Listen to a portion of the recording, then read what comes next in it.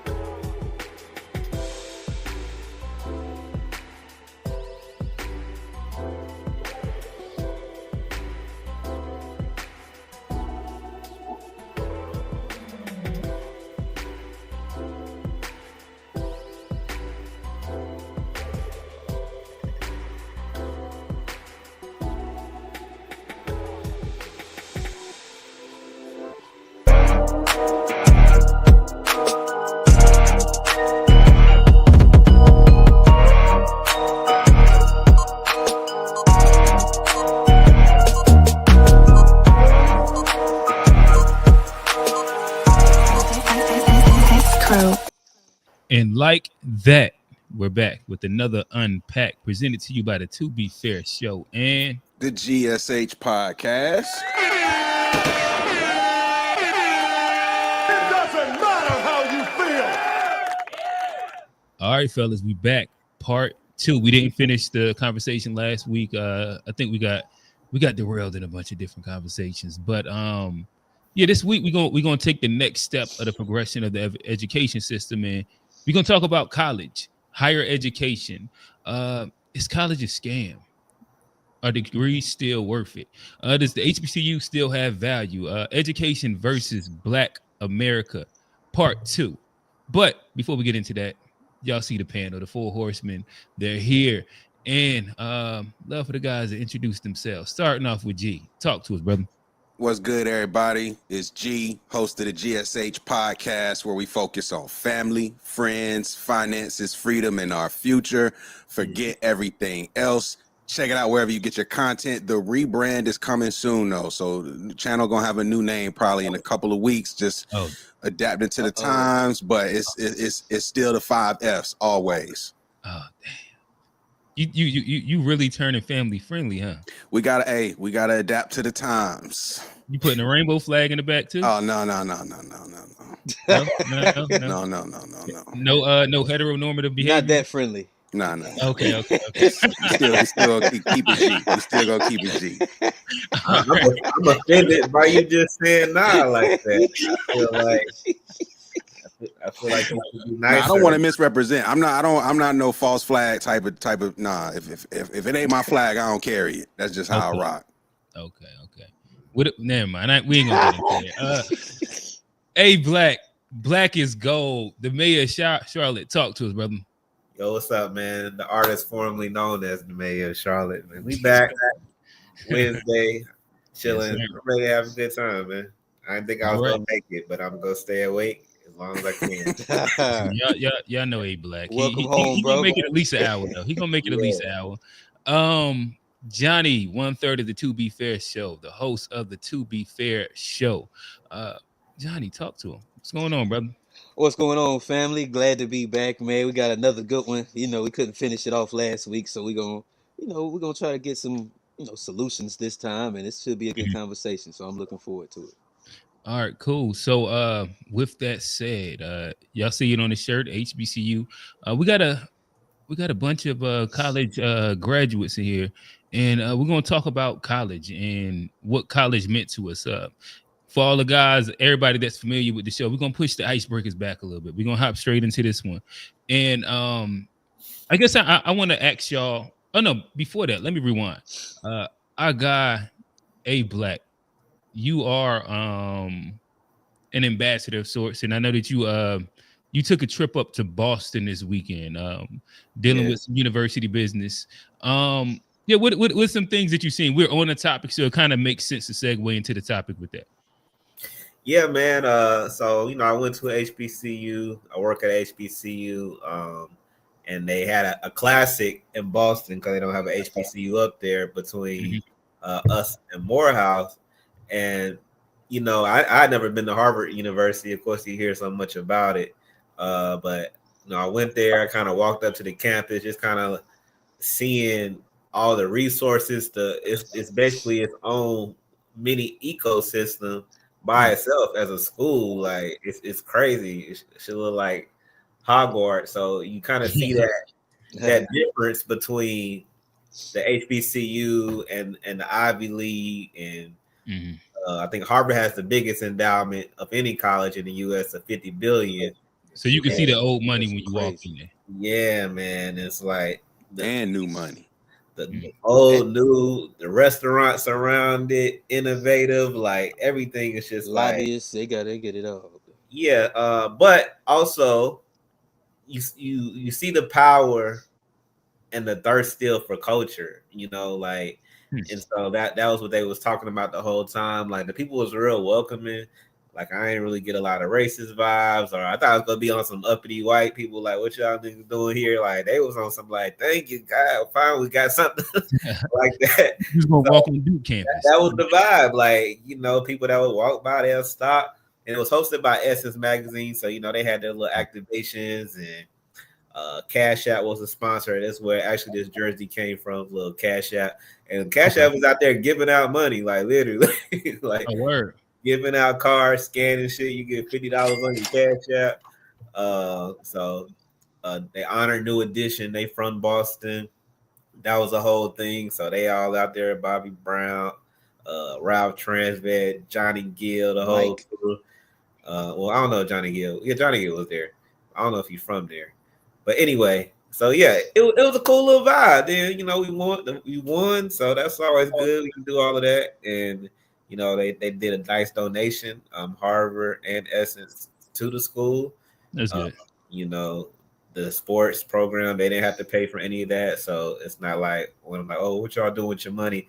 Like, listen, the people took care of all that. That's the only reason we was up there. Trust me, because that shit was well taken care of. So it was a good vibe, man. But you see the differences in colleges, and for me, I think experiencing both of those would be good for everybody. Like I think it need to be more immersive shit. Like white people require a semester at HBCU, and you exchange students go to Harvard, go to Yale, go to different shit for a semester, and it's like exchange students. That's funny.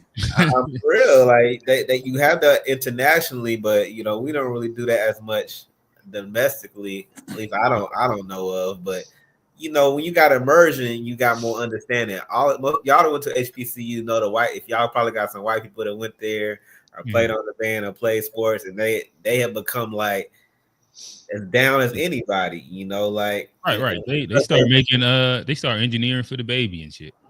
Oh yeah, Facts. Kevin.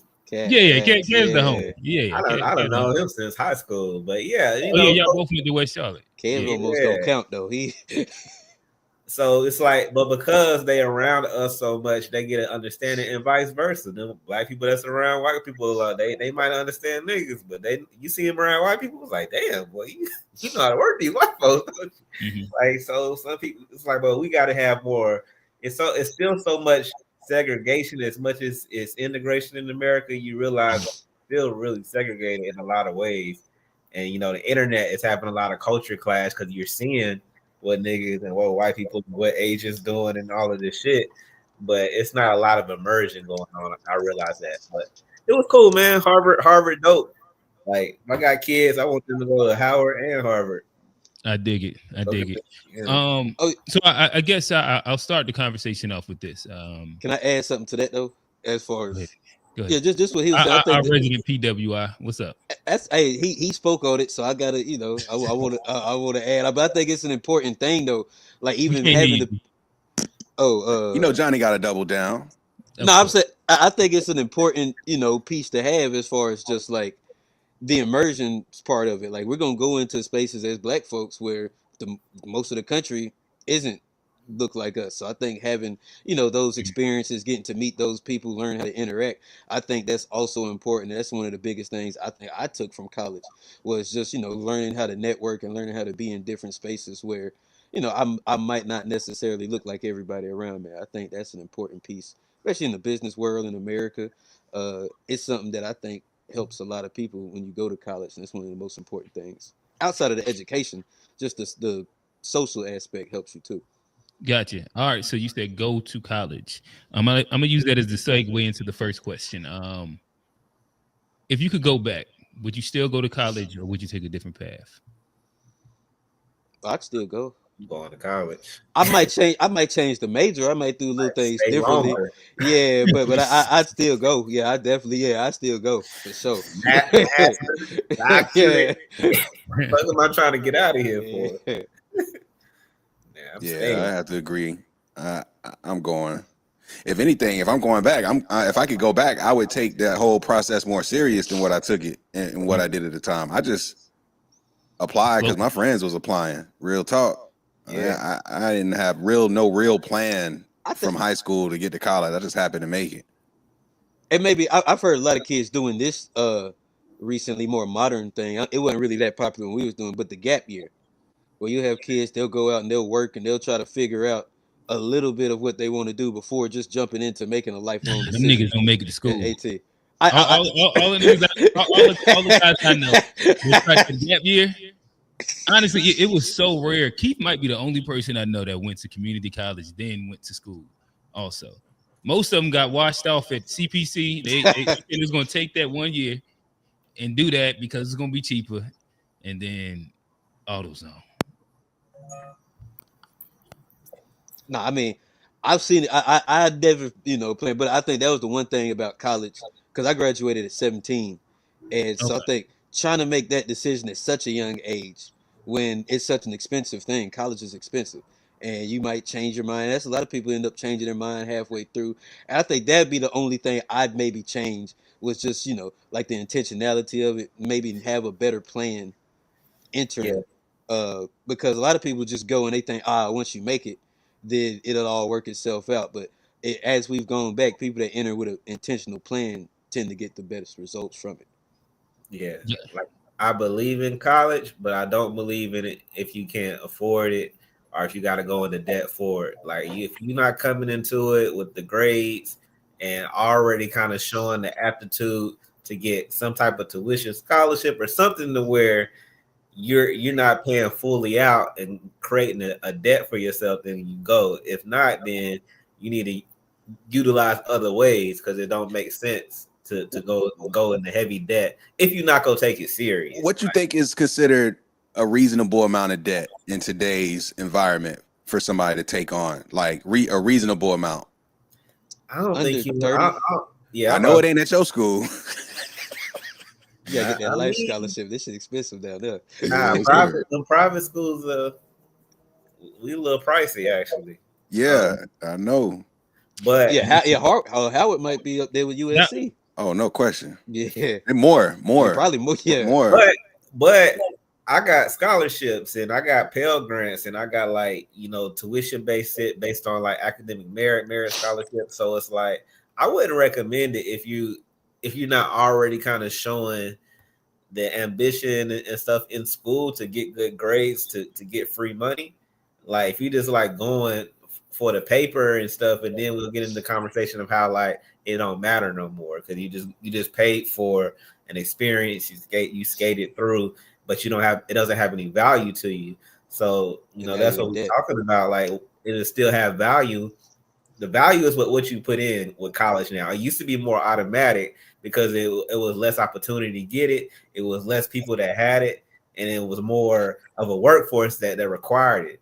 But what's that number though? What's that number? What's a reasonable amount to pay for education? Because most average students are going to have some type of debt, even if it's a little bit. I don't think it should be over really 20,000 for the 4 years. Yeah, like you got countries that they got free college. I say 30. I mean, somewhere between 30 and 40, because with inflation, because 20 maybe back when we was for 5 years, but like that's still tough. When I was in school, I feel like. Yeah, to me, I would say whatever the rate is of once you've maxed out, because I think that it matters if you are applicable for the Pell Grant. If you don't qualify for the Pell Grant, you probably are, and it doesn't necessarily matter, and your people's probably making sure that you straight. But when you max out the Pell Grant, and I can't remember exactly what it is right now. 20,000 when I was going to school, that wouldn't have been bad because I think Central per semester might have been like between 5 or 7,000 or something like that. UNC Chapel Hill coming in at 27,000 a year. Yeah. But that seems Estimated about everything about 28,000 a year. Go to a HBCU. What could you tell Which me one? Which one? Just go. You want to do like a private, like Howard? Oh, Lord have mercy. But to me, like if you go into one of those schools without a scholarship, you are expecting to pay, in my opinion. Like the public universities, like a Winston or a Central or is A&T? I think A&T is. I don't know if A&T public. I think they're public. Spelman looking like anywhere from 58 to 60,000. Oh yeah, now hey, look at Benedict and see how much it's Benedict expensive as hell, and it's yeah, that's crazy too. Yeah, no, I wouldn't. I definitely wouldn't advise anybody to pay those levels. I would say like whatever the public HBCU number is, but under after the grants, I would imagine probably now maybe you're talking about a good 35 to 40%, 40,000 or something like that. But I was looking up stats before we got on here because I was wondering, do people that graduate college that have to take out these loans, do they typically pay off the loans? And the answer is yes. Like in general, they say that these people pay off the loans, and over the lifetime, loans included, they earn over $1 million more. And to me, like that, those are interesting numbers when you kind of. Is that on all majors in general? That that's across the board. Yeah, it's graduates. Yeah. A&T is looking like close to 25,000. So you looking like for a state funded.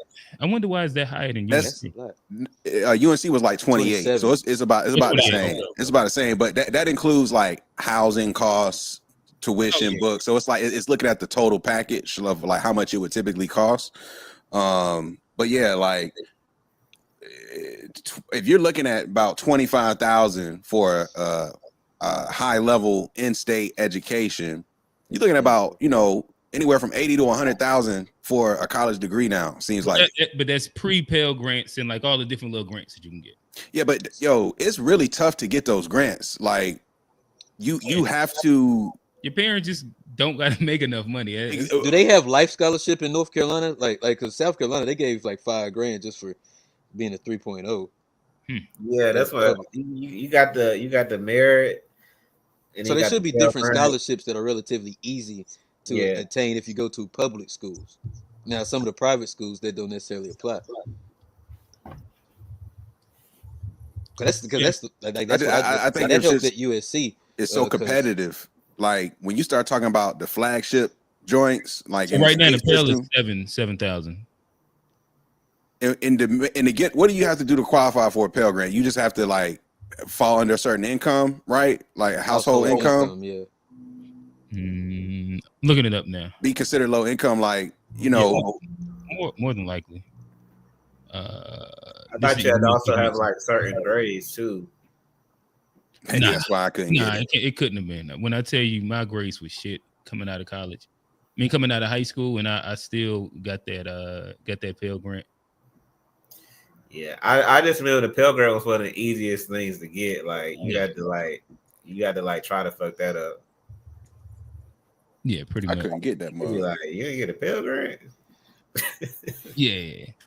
But I know when you're in school, the Pell Grant can fall off if you don't make the proper grades. Yeah, if you don't keep them grades up. All right. So, hey, hold on, quick.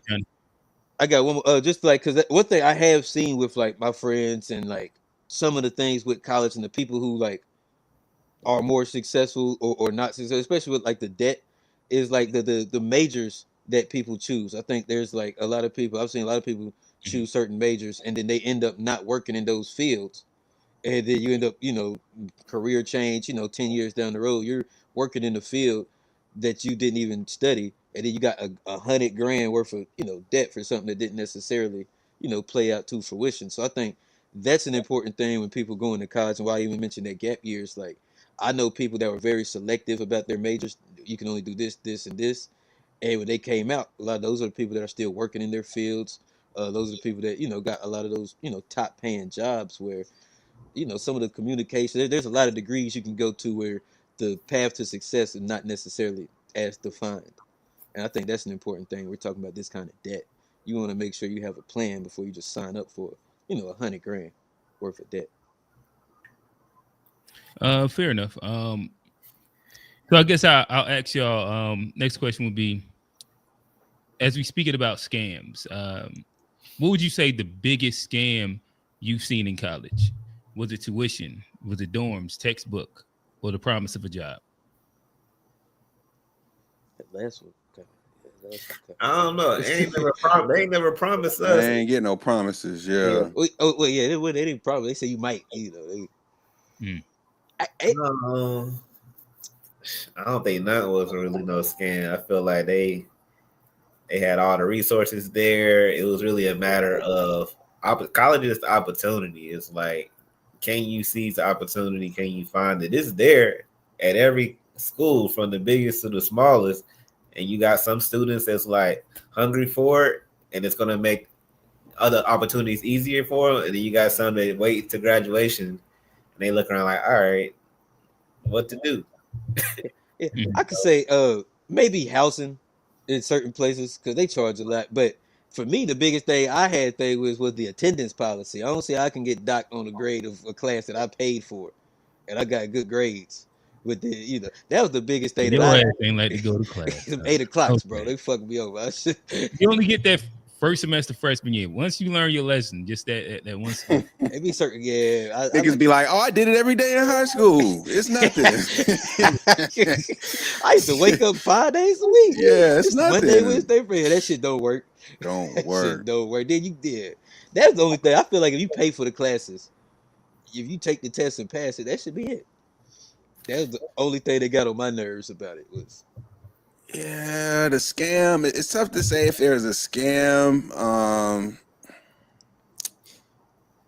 If anything, the biggest scam is how big the difference your professor makes, and everybody on the campus know, like, who'd you take for this class? Don't take such and such. Like, that's the biggest scam, is you fuck around, get the wrong professor, and you make your whole semester terrible just because you got the wrong professor. Not even the class, just the professor.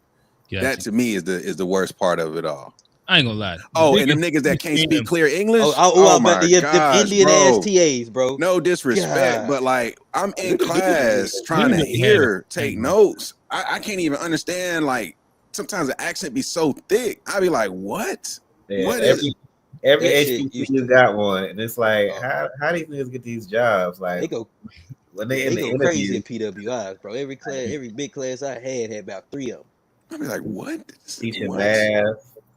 Poli sci, that was the worst. I ain't gonna lie. One teaching existentialism, which already a deep ass topic. Right. You couldn't even say that word. Hey, no, that's a fire class. I take that. Man, but I'd pay to hear him say that right there. But I would say, for me personally, especially being like quote unquote a first generation college kid, one of them things they did not tell me about was them textbooks. You had to pay for your own books. And they barely wanted to give you pennies on the dollar when it came back to buying it back to the resale. And that was like its own expense. It wasn't caked into anything. If a lot of people tried to wait for that refund check to hit so that they can buy it a little bit, but if not, you were just finding a way to come out of pocket for that. And borrowing a book. You're borrowing a book. Copies. Let me make copies real quick. And flirt a little bit so that, you know what I mean. And I forgot about the books. Especially the buyback. If there was like a specific scam, like I don't see why the books needed to be purchased, why the university wouldn't have them, and or why there wouldn't be a resource available for all kids to be able to get it. We had book vouchers. Hey, hold on, I can't remember this, but did they have used books available? Yeah, but there was like $15. Yeah, exactly. They was basically like the same price. They technically had them in the library, though. They technically did have the textbooks in the library, but you had to go reserve it, get there first. It was good luck with that. Bro, that book be checked out the whole semester. Yeah, for sure. Whole semester. For sure. we got like a book voucher. I think it might have been like $350, $400. You got a certain amount where you can buy books. So you had to like kind of strategize with your money. So if you went over, then you have to come out your own pocket. or if they run out, then you got to find somewhere else. But we started with like book vouchers and shit. And I think it was through like some type of donation that had happened. And Yeah, so no, we ain't had that one. yeah, we ain't never had to really, unless it was like a rare book, or like I say, unless the book sold out and you had to have it, like it's a requirement on the syllabus type shit. Did he pay for y'all books? Did he pay for y'all books? They gave Diddy his money back. Oh, for real? Yeah, They they gave gave this money back. no more. All money ain't good Dang. money. and they took away his honorary.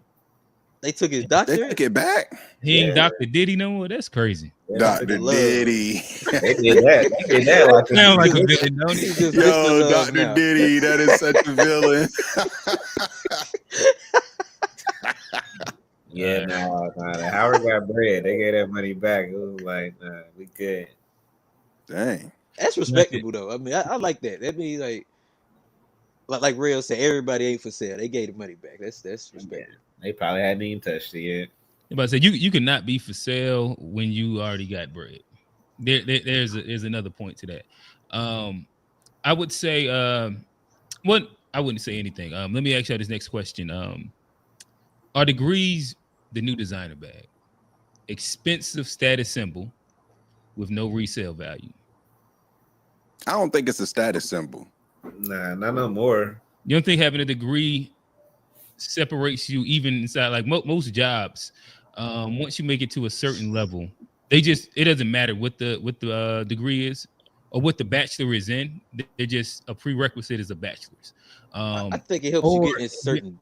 Say it again. I think it might help you get in certain doors, like you said, like on resumes and stuff. I think it still is like, there's a certain category they put the degrees in, but as far as like on the street and in general in society, people not really checking for your degree, because if you got the degree and you ain't got the the other things to show for it, they don't really give a damn. And if you got the other things to show for it without degree, they don't really they don't really care that you don't have it. It's I think America is more about the glitz and the glam, no matter how you get it. And I think that's why, I don't think people care if you have a degree outside of maybe like your employer for Really? certain jobs. I feel like there's like a whole quote unquote bourgeoisie class is based around that. Like the middle class, almost if you would call it I think it's about income. The fraternity black, the quote unquote educated stereotypical. A lot of niggas in the fraternities didn't graduate. That's facts too. Well, yeah. This is true, but I think that's just more about being attached to something that's higher education as well.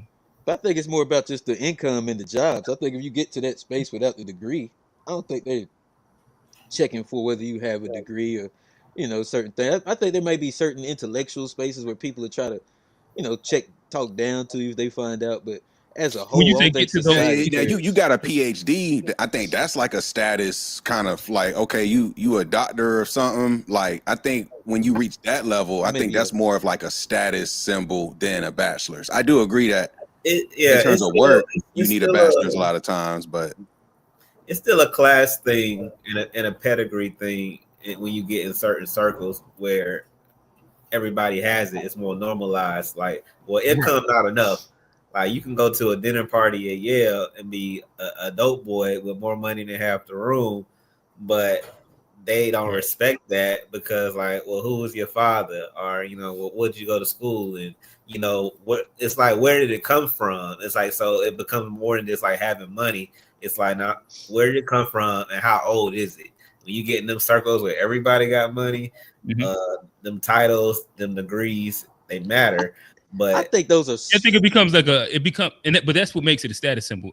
Like when the majority of the people inside the space that you're in has connected commonalities that deal with this shared experience, and that shared experience being college, even if you are the outlier inside the space, you probably feel like I don't relate inside this. Because it's not only college; it's education and a way of showing wealth too. Like, too. But I would argue. I don't think it's just a degree. It's the everything. I wouldn't use the word just, but it's more so the prestige of where you get your degree is the thing that's the prestigious part, because having a bachelor's on its face is one thing, but like if you went to UNC Wilmington, UNC Greensboro, Winston-Salem State, A&T, like, we got degrees, but the nigga that went to Harvard is gonna feel a little bit more like, I went to Harvard. You know what I'm saying? Like, it's gonna hold a bit more, quote unquote, like prestige, in my opinion. So I don't think the degree itself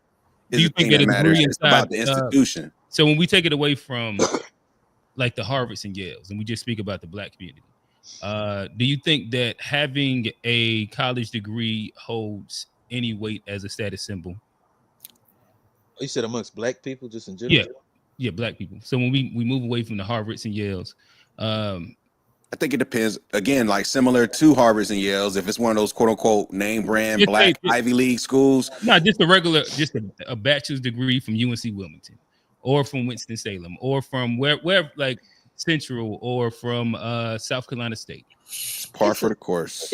I mean, I think any degree, like if you're around people that value education and being smart intellect, I think it's a check on the box. It's like, oh, you did, like you say, it's a shared experience, but I don't know if it's necessarily like a status, so I don't think people hold it in like as high a regard as they might have did 20, 30 years ago. I think the value on that, the societal value of it has changed with more doors opening and it's been stuff like that. watered down because I mean you can fake degrees, Photoshop, Canva. You can brand yourself a doctor, a psychologist, and don't have to have real credentials, but you can like emblazon a brand. If I call myself Dr. Jones for the next 3 years, if I keep saying it next time you see me, yeah, I'm like, what up, Dr. Jones? Like, so it's a saying, but that's why it's watered down. That's why it matters what you do with it. It's not just having a degree and stuff. It's like, what did you really get from it, and can you use it to create the income that you paid for? Because fucking Dr. Dre is the doctor, but Dr. Dre said. So in essence, so to answer the question, it sounds like y'all are saying these ain't even designer bags. These are like thrift store bags. So it's expensive, non-status, non-value symbols. I think there's value, but they not bags. They like shoes. I mean, you need them. They'll help you protect you, help you run faster. But you could go barefoot out here, and it might use like the 75. So the degrees like the $75 Nikes or the Adidas. Yeah, I mean, you can survive without college, and you can make it other ways and stuff. You might just have to take a different path. The sneakers might just make it easier for you. The proximity to opportunity is greater when you in college. It's just ain't no way around. Yeah, because I mean, like at the end of the day, too, it ain't like if we being honest, the average college graduate today is not necessarily graduating and living this fulfilling life per se. Like it's tough to get jobs. But that's the value part. But I guess if I'm thinking about my experience to an extent, it's such a weird thing where you can be a broke, recently just out of college student, but like all your people think that you just got it all figured out and you got it. And like, because if you have the degree, it's an assumption that you was doing good. And the fact that like you didn't have any struggle throughout. It's like a very interesting. But that only lasts for like 3 years after graduation. 3-4 years max. I know, yeah, I can't relate. I never got that. They give you a little bit of a leeway after. That's interesting. But like 5 years after you graduated, they don't care. Like they looking at like, what have you done for me lately? Well, I guess like there is a bunch of I can't. I'll just speak for me. I think that I know what you're saying as far like once you first graduate. Me, inside like the general scope of most people I'm around, that I grew up around in like my immediate family, I was the first, and outside of like my sister, I don't think that we really have any graduates. So it's just looked at a little different. Oh, I get that. Like I mean, in that sense, yeah, I could see it being a little different. But like, I mean, like, and I know when you first graduate, people, oh yeah, you graduated, you got a little bit of time to figure this shit out. But then like, it's year 4 after graduation, you still ain't, done nothing. They like, why we pay for this degree, or what was, that degree is real important. Why you're not working in your field? The questions start turning real quick. But what's the timeline for return on investment? I mean, I feel like if you go for 4 years, then maybe you allow 4 years to. Well, they give you 10 to pay that bitch off. Oh, we talking about return on investment. I think that's Because But, That's like, the average student loan money thing back. is 10 years, right? And don't they give you like a 5-year grace period before you start paying or something like that? It's like a 4-year, 5-year, not literally paying or is the it 1 loan. year? Not literally paying loans, like Johnny was saying with your family and stuff. You know, seeing the value of it when you graduate 4 years later and you might not be doing nothing. Then it's like the questions come, well, what'd you go to college for? What was the point of it? You know, somebody graduated, they lay around for 4 years. You be looking like you ain't getting nothing popping. Like, you know what's going on? Although in the grand scheme, 4 years is still kind of short, but like the people around you are looking at you like, "What's up? What's up, You bro? 25 and they people be wanting them have it all figured out. I will say though, like, this is more of an anecdotal thing, but like in my observation, going through 20s, 30s, and looking at people who went a different route, they definitely had more bread in their 20s than I had because they were working full time into it. Like, I was like, damn, like had me thinking, second guessing, like, damn, why am I in school? Because they were really getting bread, like living a pretty good life in their mid 20s. You fast forward 10 years later when niggas is 35, the amount of growth from 25 to 35, pause, it ain't really a lot of growth, pause. It's like they kind of in that same level more a lot of the times, whereas the folks who went to school were able to continue to develop and grow at a better rate is what I'll say. So I will say, like, I think that could be misleading when you young 20s get into that bread. You think it's like, oh, I got it made, I got it figured out, I'm making whatever you making. But then when you become an adult, want a family, want kids, all these other things, it's like, dang, did I really lean into the right thing? And I think you might have made that quick 40,000. Like you got to 40,000. But 40,000 when you 20, when you 22, making look 40,000. different. 40,000 when you 20 sound like a lot. Yeah. And you don't have no college debt.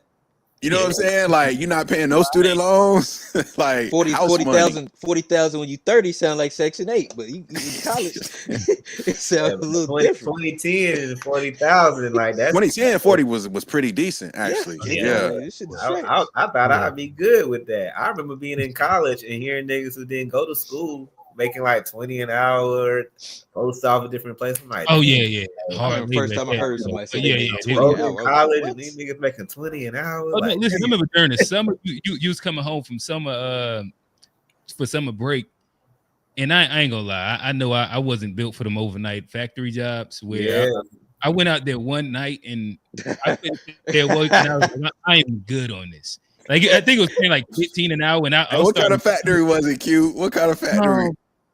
I don't know. It was over there off near Freedom. My brother was working there, and so he kind of got me the little interview. And I went in. Trucking. It wasn't even like specifically hard labor as much as it was staying up from. I think that there I was from 8 to 8, but it was 8 p.m. to 8 a.m.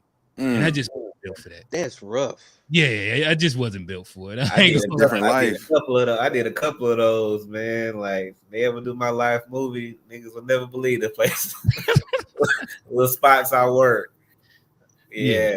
After my little stint as a wannabe drug lord back out the street. Ain't nothing out here but them warehouses. Hey, that transition be crazy, boy. Like, man, try to get on the straight and narrow. Black boy, I ain't know that. The mid pack stopped moving. That KB. At the end of the day, I went to work y'all. Hey, that was back in the day when niggas was rapping about pushing them mid packs too. Gucci, everybody was like, "Hey, nigga, we get that mid off." No more Reggie. No seeds. Nah, I remember those days. When the boys at your door, though, it's like, all right, this ain't no rap video. This real life. Yeah, sir. All right.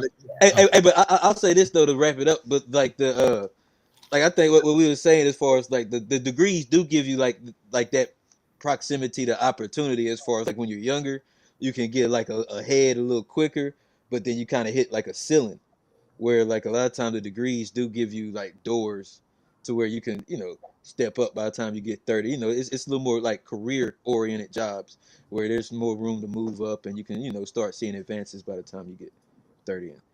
Yeah. Gotcha. Yeah, if you live in a capitalist society with companies, you want to hire people that have specializations in certain topics. So it's going to better your chances, like just in the market of in working and stuff. Because you're like, I've studied in this field for 4 years or X amount of years.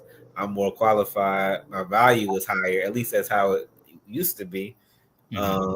And how it is, and it still is in some subjects and some degrees, but every degree don't hold the same weight no more. No, I would say if more times than not, if you are somebody that didn't go to college and you're in a position with somebody that went to college, especially if it's a specialized position, you're probably really, really good at that position.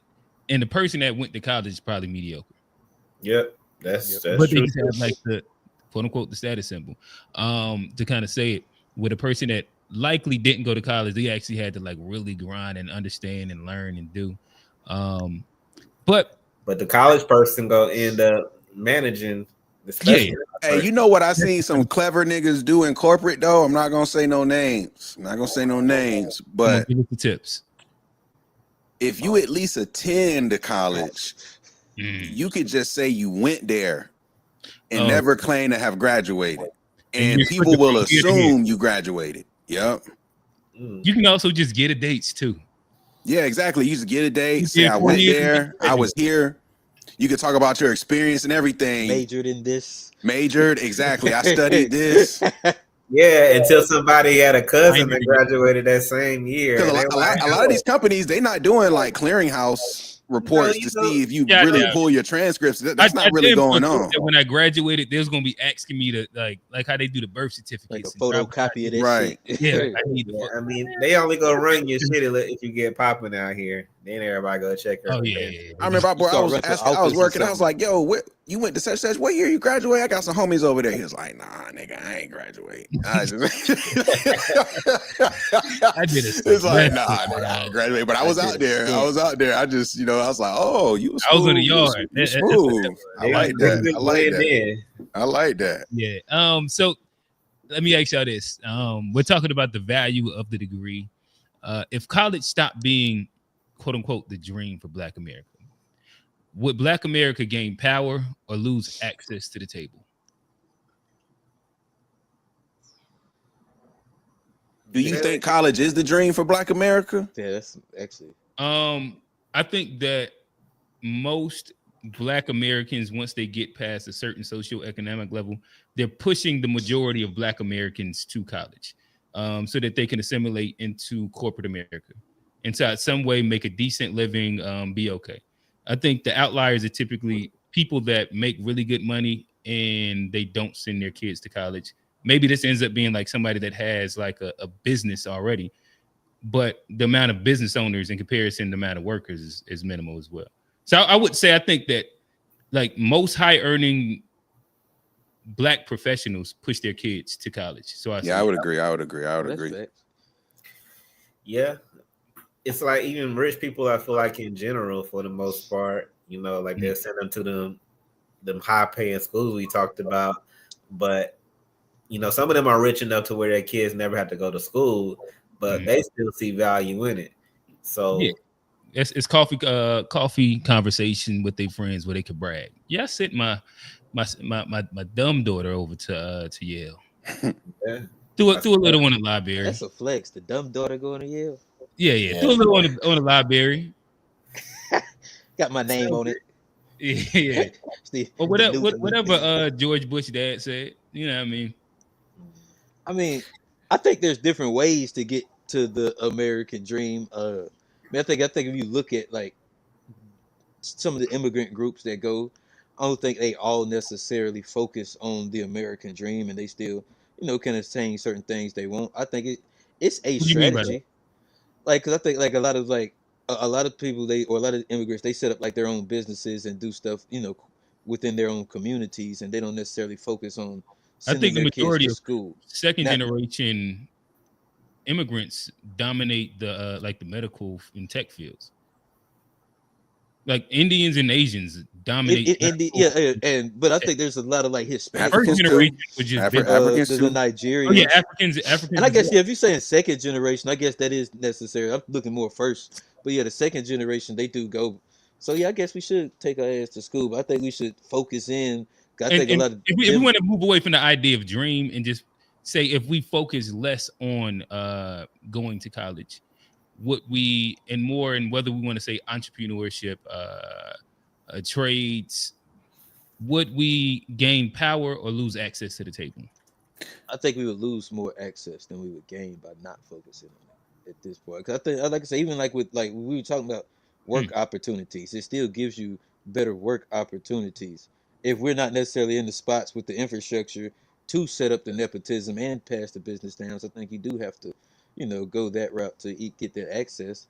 But I think you got to focus in on. I think it needs to be an intentional thing. I think a lot of times what we do is we just focus on getting there and letting it all work itself out. I think there needs to be more of a plan to push certain, degrees that we know have investments, on the back end versus certain degrees where most people end up not working in those degrees.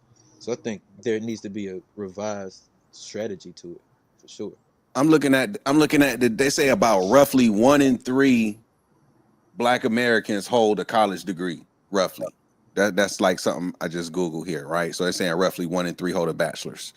So what I'll say is, in my honest opinion, if you grow up, especially like poor, lower class, lower than middle class, and you want to climb that economic ladder to become middle class, upper middle class, or higher, your best bet will be to do that through education, in my opinion. Leveraging the education system to get a valuable skill, to go to a valuable situation where you can, obviously make some money, because corporate America is a transformative, place to be because of the amount of, potential that you can get for actually making difference to bottom line versus government work, nonprofit work, these other things that don't really incentivize revenue.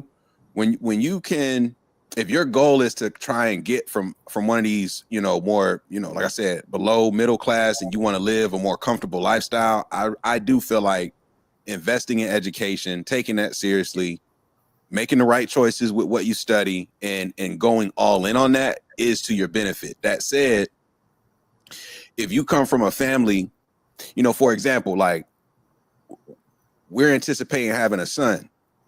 We have a real estate business. This nigga's gonna have a real estate license, period. He's gonna learn the family business. He's gonna be involved in the family business, and he's gonna be able to create his own business at some point, is the dream, where, yeah, we still want him to go to college, but at the same time, you can learn a skill, learn to take care of yourself. If you come from a family where you can apprenticeship underneath that family, whether they own certain stores or a farm, grow certain crops, but it's like a self-sustaining thing where you can learn that trade, then maybe college isn't that much of a necessity. But I would still even argue then, if you go to college and then take that information back to what you're doing, it'll just help expand what you've already got in place. So I think overall college is beneficial, but the caveat would be, if you come from a family where you can learn a trade in the house that can get you paid, that to me would be the difference. Gotcha. A Black, you got anything? Well, what if your son want to play the violin, and he can do that too? He don't want to do no real estate and stuff. See, he can say that, but you gonna whoop him till he take that. I don't know. Maybe I'm I don't know yet, right? But there's just certain things that you don't really have options here. You got to go to school, right? Okay.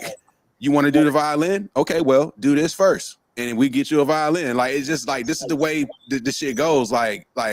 It's a conversation. But at the end of the day, it's not really a conversation. This is what you need to do. These are your expectations. You want to do the things you want to do, you need to meet my expectations, little nigga. And that's just that simple. And if you, what age you got to add that license? The real estate license. You gotta get on the program, bro.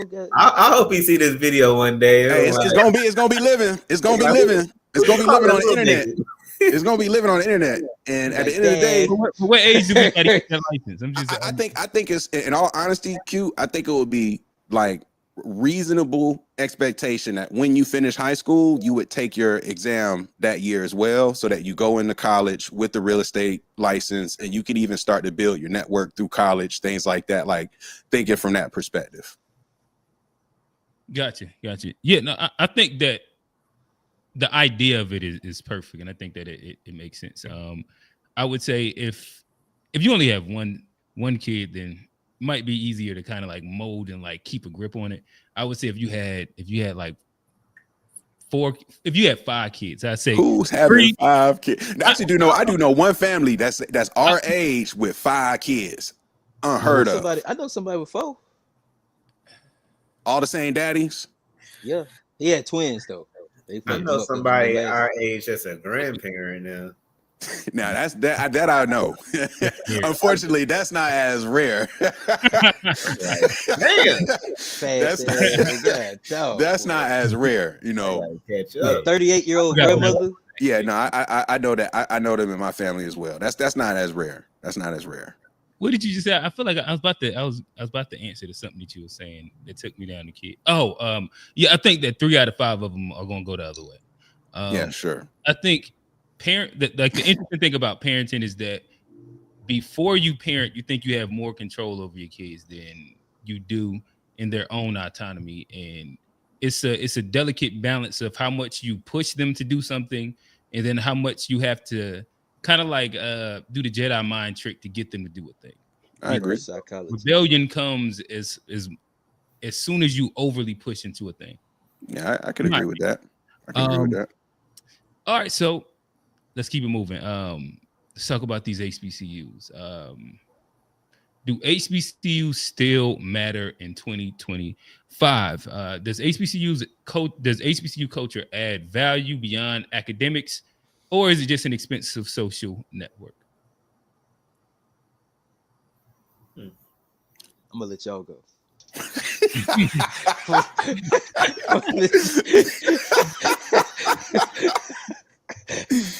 He said, "Yeah, I mean,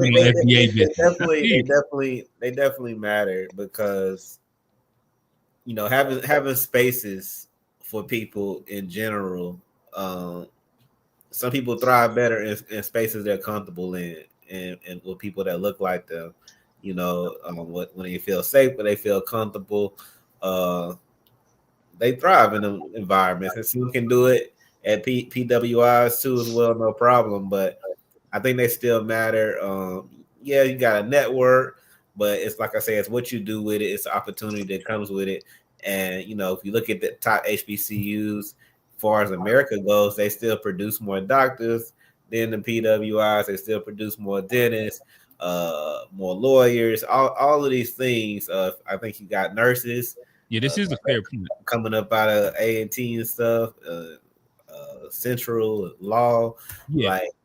So it's like they matter, but they also are dealing with a lack of resources. So they're not able to be their full potential like a lot of the PWIs because they're spending half of their resources trying to garner resources where they could be, putting all that energy into, making the most brilliant students possible. You have, I say the majority of HBCUs, the top ones are well endowed, well funded. The state ones are well funded, but the majority of HBCUs spend a lot of time fundraising. But imagine them at their full potential, given the proper resources that bigger schools are getting. They're going to be even better. But it's too many examples of people that have matriculated through HBCUs that have shown their value in the past. Historically, that's HBCU word right there. Matriculate. Yeah, niggas love to say that on campus. I ain't gonna lie. My son, he not illustrious. I do a basketball podcast, and I got a homie. He played ball at Livingstone, and when I tell you every podcast he dropped matriculate. Man, he come in and he say, "Hey, Dad, how many? Let's make a bet. How many times he gonna say it this podcast?" That's funny. He be on like over under 3. That's crazy on a basketball podcast right for sure. How you drop 3 matriculuses? Oh, no, it's gonna matriculate. You're gonna matriculate through the process of doing something about 4 to like it depends on the podcast. If it get really good, we might get 3 of them, 3 to 4. Like if it's moving slow, you might get 1. But yeah, he gonna drop it every time though. And what it is, sometimes I ain't gonna lie, it's like when you learned or took like SAT prep for a little bit, or you like prepared and did something, and you found one good word that sounds really good and it made you feel good. Inundate. I think that ends up being that word for a lot of people. Especially, it got multiple syllables in it too. It's just, that's a TI word. That's one of them TIs. Now I want to answer the one of the questions in the chat. It says, to y'all that went to HBCUs, do y'all have some good networking, camaraderie? Oh yeah, like I always say, I feel like the network is almost as valuable, if not more valuable, than the degrees. I mean, at least from my institution, I don't know about. I won't speak on y'all's, but I feel like the networking and your ability to network, it's automatic. Do you give people jobs? Like if you meet somebody that went to Central and he young, it's his own fraternity, like, you gonna be automatic. Like yeah, come through. Word, like so. I feel like we definitely look out. We definitely look out for other HBCUs too. Once you kind of get out into the thing, it's definitely a world. I don't think it'd be no gatekeeping and stuff. Like you went to HBCU, you went to Howard to Spelman Central. Like oh yeah, it's been all love with me. Like I feel travel the world. You meet people from your college or other colleges, and you connect like that. So yeah, the networking is definitely there. Like I feel like working better than PWIs because I feel like they be more isolated and siloed and stuff there. Like where we more community based, where you know everybody mostly on your campus and stuff. Yeah, and I'd say, especially when they go to your school, I think the shared community, the shared experience thing, even if it's like somebody that's 5 years before, 10 years after, like it's his own fraternity for sure. Whether it's you on LinkedIn or you on wherever you at, and you're just talking to y'all, or you out and you see somebody with the shirt on, like it means a lot. Actually, I think like my homeboy Keith, he was at Camp North, and I think I had to leave for something, but they was having the Boiler Yard brunch thing, and he was just out there kicking it for a second. Then he seen a bunch of maroon shirts. Ended up being some little central meetup. Went over there, kicked it with, and you know what I mean, connected and was family. And to me, you see that a lot. And then I think it does to what A Black was saying. It goes your immediate school. Then after that, it's going to be HBCU love. So like as much as everybody's rivals with this school, that school, as soon as you get outside of like sports and band and all that stuff, once you in the workplace, it's you know what I mean, like everybody's trying to look out, and then it's kind of all the other blacks. I will say it's been one time. It's probably the only time that I've actually had a negative experience with an HBCU black. And this probably reinforces some of the FBA connotations. But he was from Jamaica. And you just we worked together, and yeah. To me, it's I'm kind of like this exact same person at work and not at work. I'm just kind of like exactly me. And seeing somebody kind of like we literally work together, same department, and change his voice tone to talk to white like be around white folk. See him like kind of like do all these little corny things. I was like, ugh. I just don't know like HBCU guys that really do that, and it was just kind of like nasty to me. But hey, I gotta hop in here. But it, like I said, hop in here, Q. From somewhere else. So I gotta hop in here, Q. Steve done disrespected me. We don't fuck with Clemson, bro.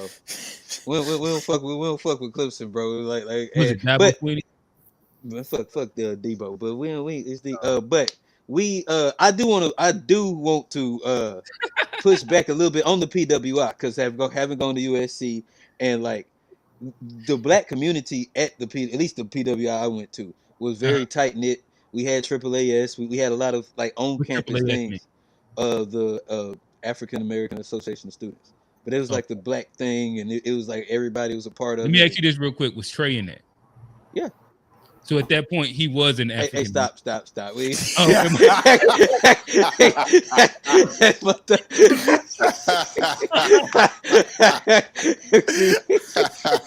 I didn't know if he was indigenous at that point. Hey, that's I don't even think hilarious. Niggas was still out of Africa at that point. It was still out of Africa, bro. That's all that we knew, bro. Hey, but Okay. but I will say though, like having been and like he learned from his grandmother a little bit. Even like my freshman year, we started like we started a social group, extracurricular joint just for like the black males on the freshman black, and so there was a black community, a decent, well connected black community at the PWI, and even like the black alumni thing, even like moving forward outside of school, there is a strong networking and a connection amongst those people Hey too. Johnny, let me ask you this: you was at them state parties?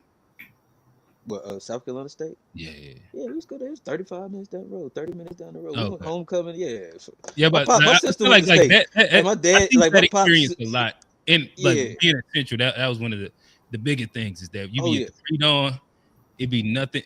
It'd be a bunch of Central kids there too, but it'd be a bunch of student IDs that say UNC. Oh yeah, I think one of my favorite weekends at all South Carolina. the little parties, you'd be like, "Man, shorty, where you?" Be like, "I'm up the street at Chapel Hill on that." And I think that's its own we used to difference. kill it down there in state. But hold on, like one of my favorite y'all weekends. Y'all didn't crash parties down there in Orangeburg. at UNC. Y'all like when you was yeah. But sometimes it'd get everything happened at Franklin Street at that time period. Like you was basically on Glenwood or Franklin Street in them days because it wasn't nothing going on in Durham like that. And like honestly, the probably like the biggest one, if not the biggest, one of the biggest party promoters at UNC played drums at Central. He was a white kid named Schaefer. Oh yeah. And if you know Schaefer and Ryan Norris, they kind of had that. Yeah. Like we kind of had we had easy access to it. But again, Schaefer went to UNC but played drums at Central. He spent most of his time at Central, if that makes sense. Yeah, I know who he is. Oh, you know Schaefer? Yeah. He went to law school at Harvard. At Howard, actually. Yeah. Okay. Yeah. He was a lawyer at Rock Nation. Yeah, he one of the guys. Yeah, I know you're talking about. Hey, but now Columbia had that same thing. We had Benedict and Allen right down the street, and they used to stay.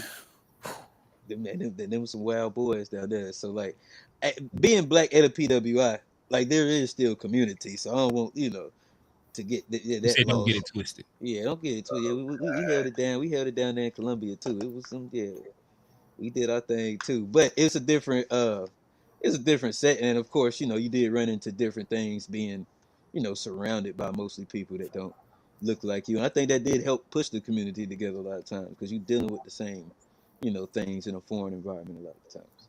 Johnny, did you have your the PWI blacks don't fuck with the local blacks. That's the difference. You say what? Like that's cap. No, that's cap. I'm telling you, go to Benedict party because like at UNC, the black folks at UNC would not embrace us when they knew we weren't students, and they were like, nah, they really didn't like us. But it's different at HBCU. At HBCU, it's all love. Sometimes the staff workers be chilling on the yard. I'm saying, I've roommated with dudes from Benedict and stuff, like while I was at USC. So like, no, you're talking about at a different college. He said the locals. The locals. Not the premium blacks, just the regular. Just the regular niggas locals. That's in the city. Then they on campus trying to catch a vibe. I wasn't really going too much off city, but I fuck with I wasn't from Columbia, so like I don't even know them locals, but the locals from my city I fuck with. Johnny's reinforcing your point. He's saying that like why would I be 18? Because like I'm saying I had no reason to go to the hood back there. Like you ain't got to go to the hood. They go to the campus. I fuck with people on the they campus. way on campus. Like I say, we mess with Benedict kids and like Allen. It was like it wasn't no beef now, like because not it was the mid-grade blacks, the regular blacks, the locals.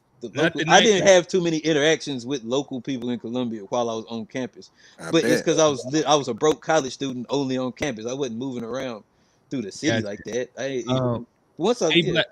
Black, I think you was about to say something. Oh no, I was asking Johnny, did you get your first white girl there, or was that at high school? Like, Middle school, nigga. He I been true to this, man. Johnny. Johnny, man. Come on now. I plead the fifth, bro. Let's move. Yeah, I ain't gotta answer that Tell one. him I've been a Becky chaser since elementary school. I ain't gotta answer that. It's like, cause I mean, I know you surrounded by them there, so I But no, feel like hold on. But wait, when I went to USC, I had a black girlfriend that I took from Rock Hill, brought her on campus, and that was my joint. And I ain't met. Yeah, that was my joint. Now it was an Jon extra. Snow. threw her out the window like a frisbee. Nah, White nah. girl.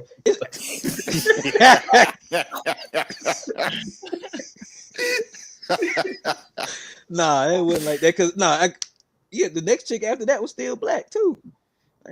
So I ain't dumping for a white chick. It might have been. You had a little run. That's what's up, Johnny. It might have been an extracurricular too. It's hard to, get on campus. I wouldn't He date gave none him a of them. chance. Shit, he gave him a chance.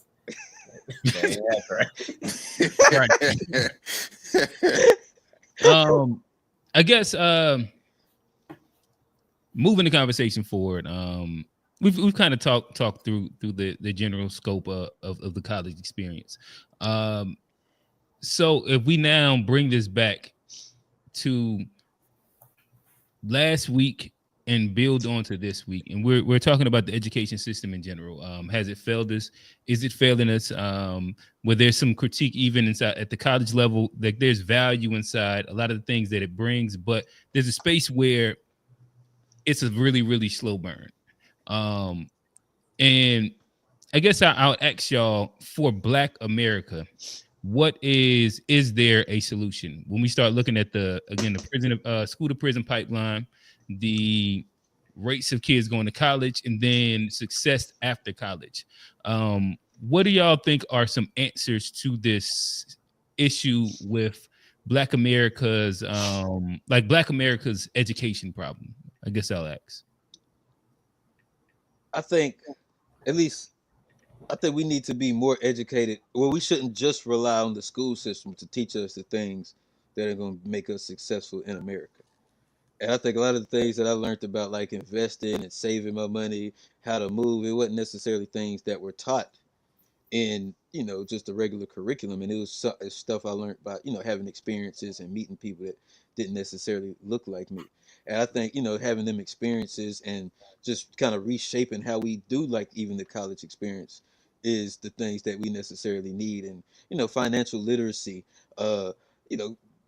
it's just a lot of things. That's one of the biggest ones that I've learned outside of college that I didn't necessarily learn in school, that I learned from people that didn't look like me. That's really kind of shaped, my life. And there's a lot of things like that, just how to network and moving in certain spaces that So will are help you us. saying like the education system adding real life financial literacy would be beneficial for Black America in general? Yes, but I don't know if we can wait for it. I think that's something. I think it's left out So intentionally. let's try and shape this in the Okay, idea of okay, the education system. Yeah, yes. Okay, I see what you're saying. But yes, we do need to learn. There's a lot of things that make you successful that aren't taught in school. It's not taught in the curriculum, and adding that would benefit Black people.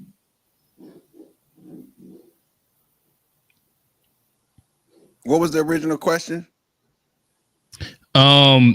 Pretty much solutions. When it comes down to the education system, we've talked and diagnosed a bunch of issues, and I guess now it's kind of us moving into the solution base, whether it's at the entire pipeline going from elementary all the way to college, and how Black America, if we're saying that to an extent it has failed us in general, what are some solutions that we could put forward that would help us within this education system, whether it's the education system or how we approach it? I think the way to go is to bring so if 1 out of 3 roughly have a college degree, then I start thinking, okay, what if we increase to have 1/3 has a college degree and 1/3 has a sufficient trade and like a skill. And so I think if we open up college just high school, even like the pathway to college, if we can open that up in a way where you can lean into these industries that you can't really study. So like, for example, if you want to be a plumber, You could go to college and you take all these classes in high school and you get your technician thing, but then like, why can't there be a college curriculum dedicated to pipes and soil? I mean, I'm sure there are some things out there, but why can't there be a 4-year program? Why can't you get your trade in college? Exactly. Like to continue to get, I think that's to get like a deeper understanding of not just like the skill, but also the business behind it, how to run it, etc. So I feel like that would be like a fire thing to help the community, because at the end of the day, how long does it take to like get your trade whatever? I think you could do it at a community college in 2 years or less, to my understanding, but I would have to look that up. And I like where you're at, where I think that if you add a trade and then on the back end do the business side of it as well, I think that like you can pretty much put the whole 4 years pair together. Exactly. Exactly. Like if it's kind of like, you know, paired with like having to understand business and finance and taxes for businesses and X. Yep. I think that I definitely think that there's value in that.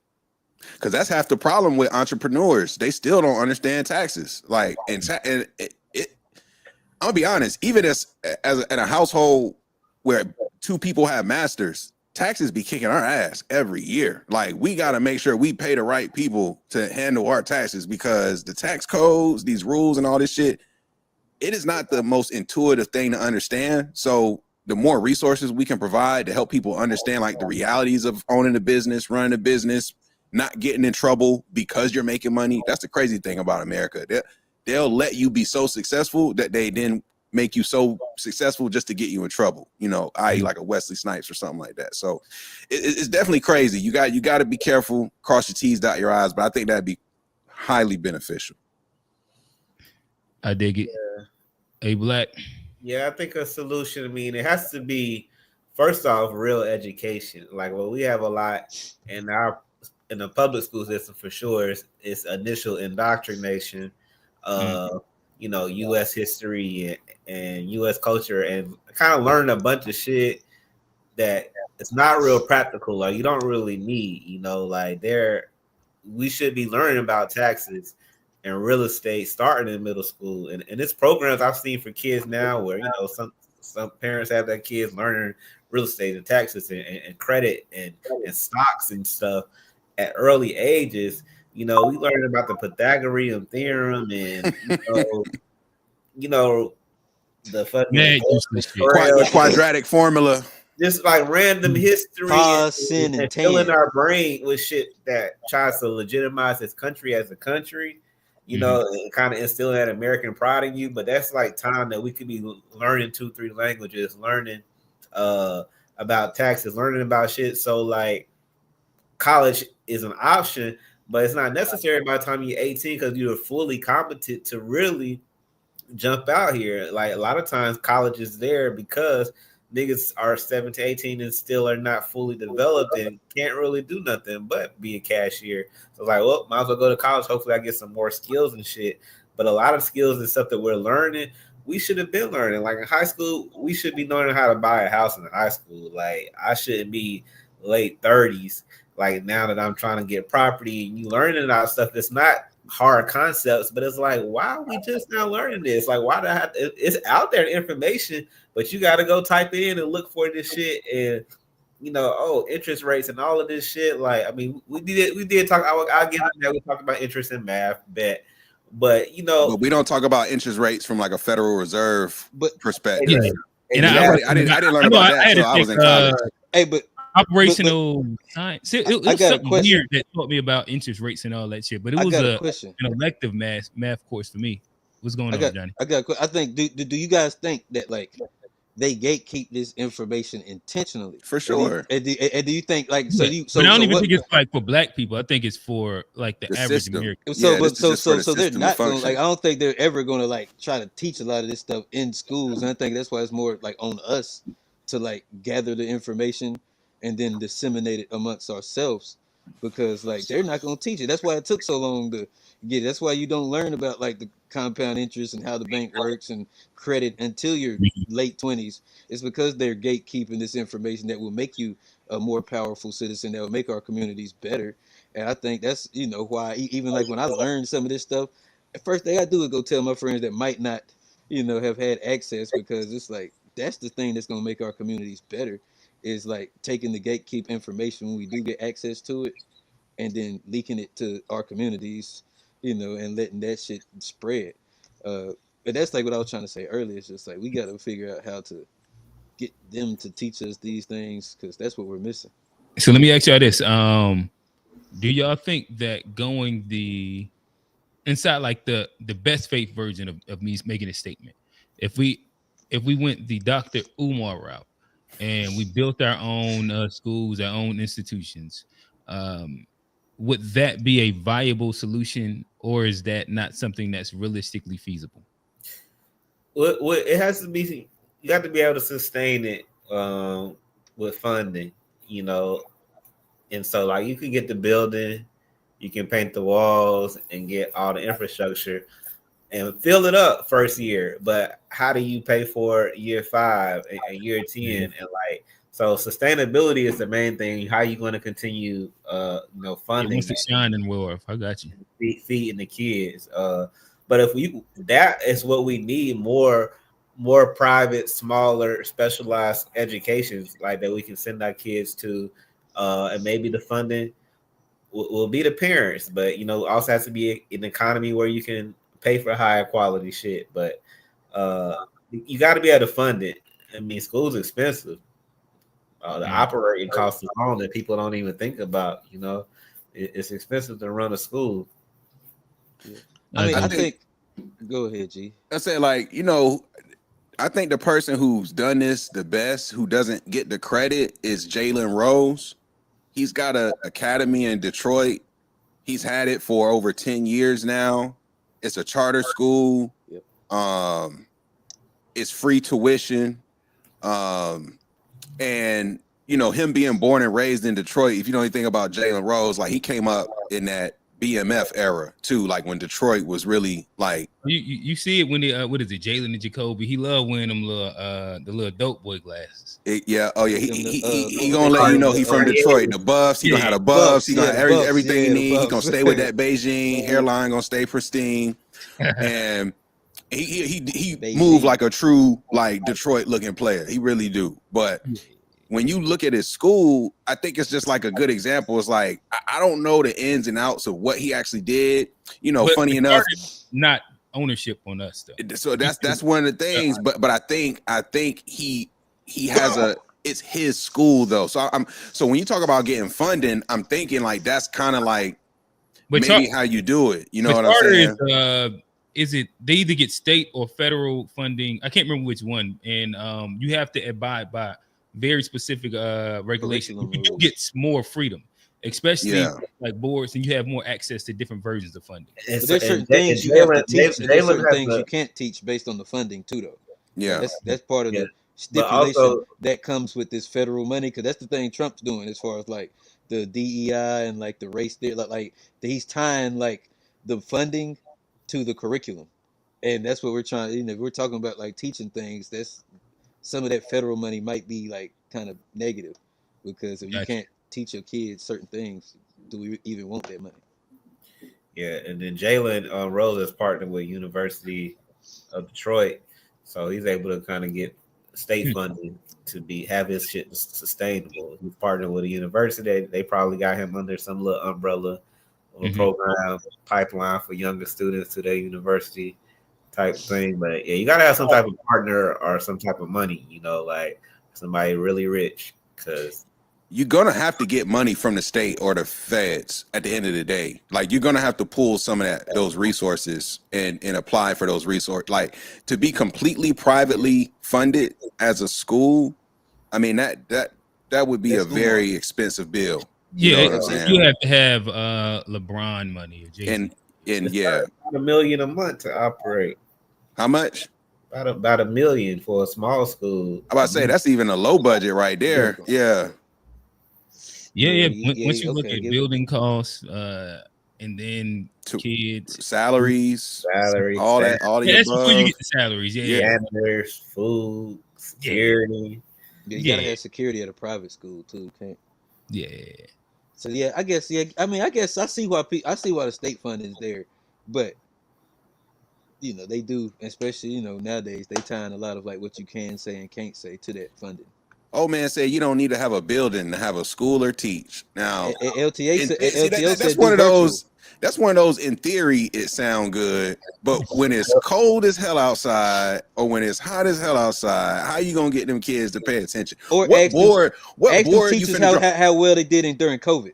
How many paperweights they gonna need to keep the breeze from blowing they shit from in the wind? You just gonna have open class in a field like you painting on the trees? Like I gotta. Oh man, you might have to join it. I gotta understand what school look like with no buildings. I think he was talking virtual, bro. I gotta understand. Johnny, you need a building for virtual. You need a building for virtual. We use the building everybody got. We all got buildings. So we all in you gonna be in a building for virtual. I imagine he said online school. Oh, online school. Okay. Yeah, online school. The niggas still gonna be in a building logging on. Yeah, I thought they used but also that's only one form of education online. If we talking about teaching people trades, teaching especially kids, kids, you can't do that. Yeah, the teachers said they couldn't control them during COVID. You can't do online with kids. No way. Oh, he said coffee shop. Niggas pull up at the coffee shop. Starbucks.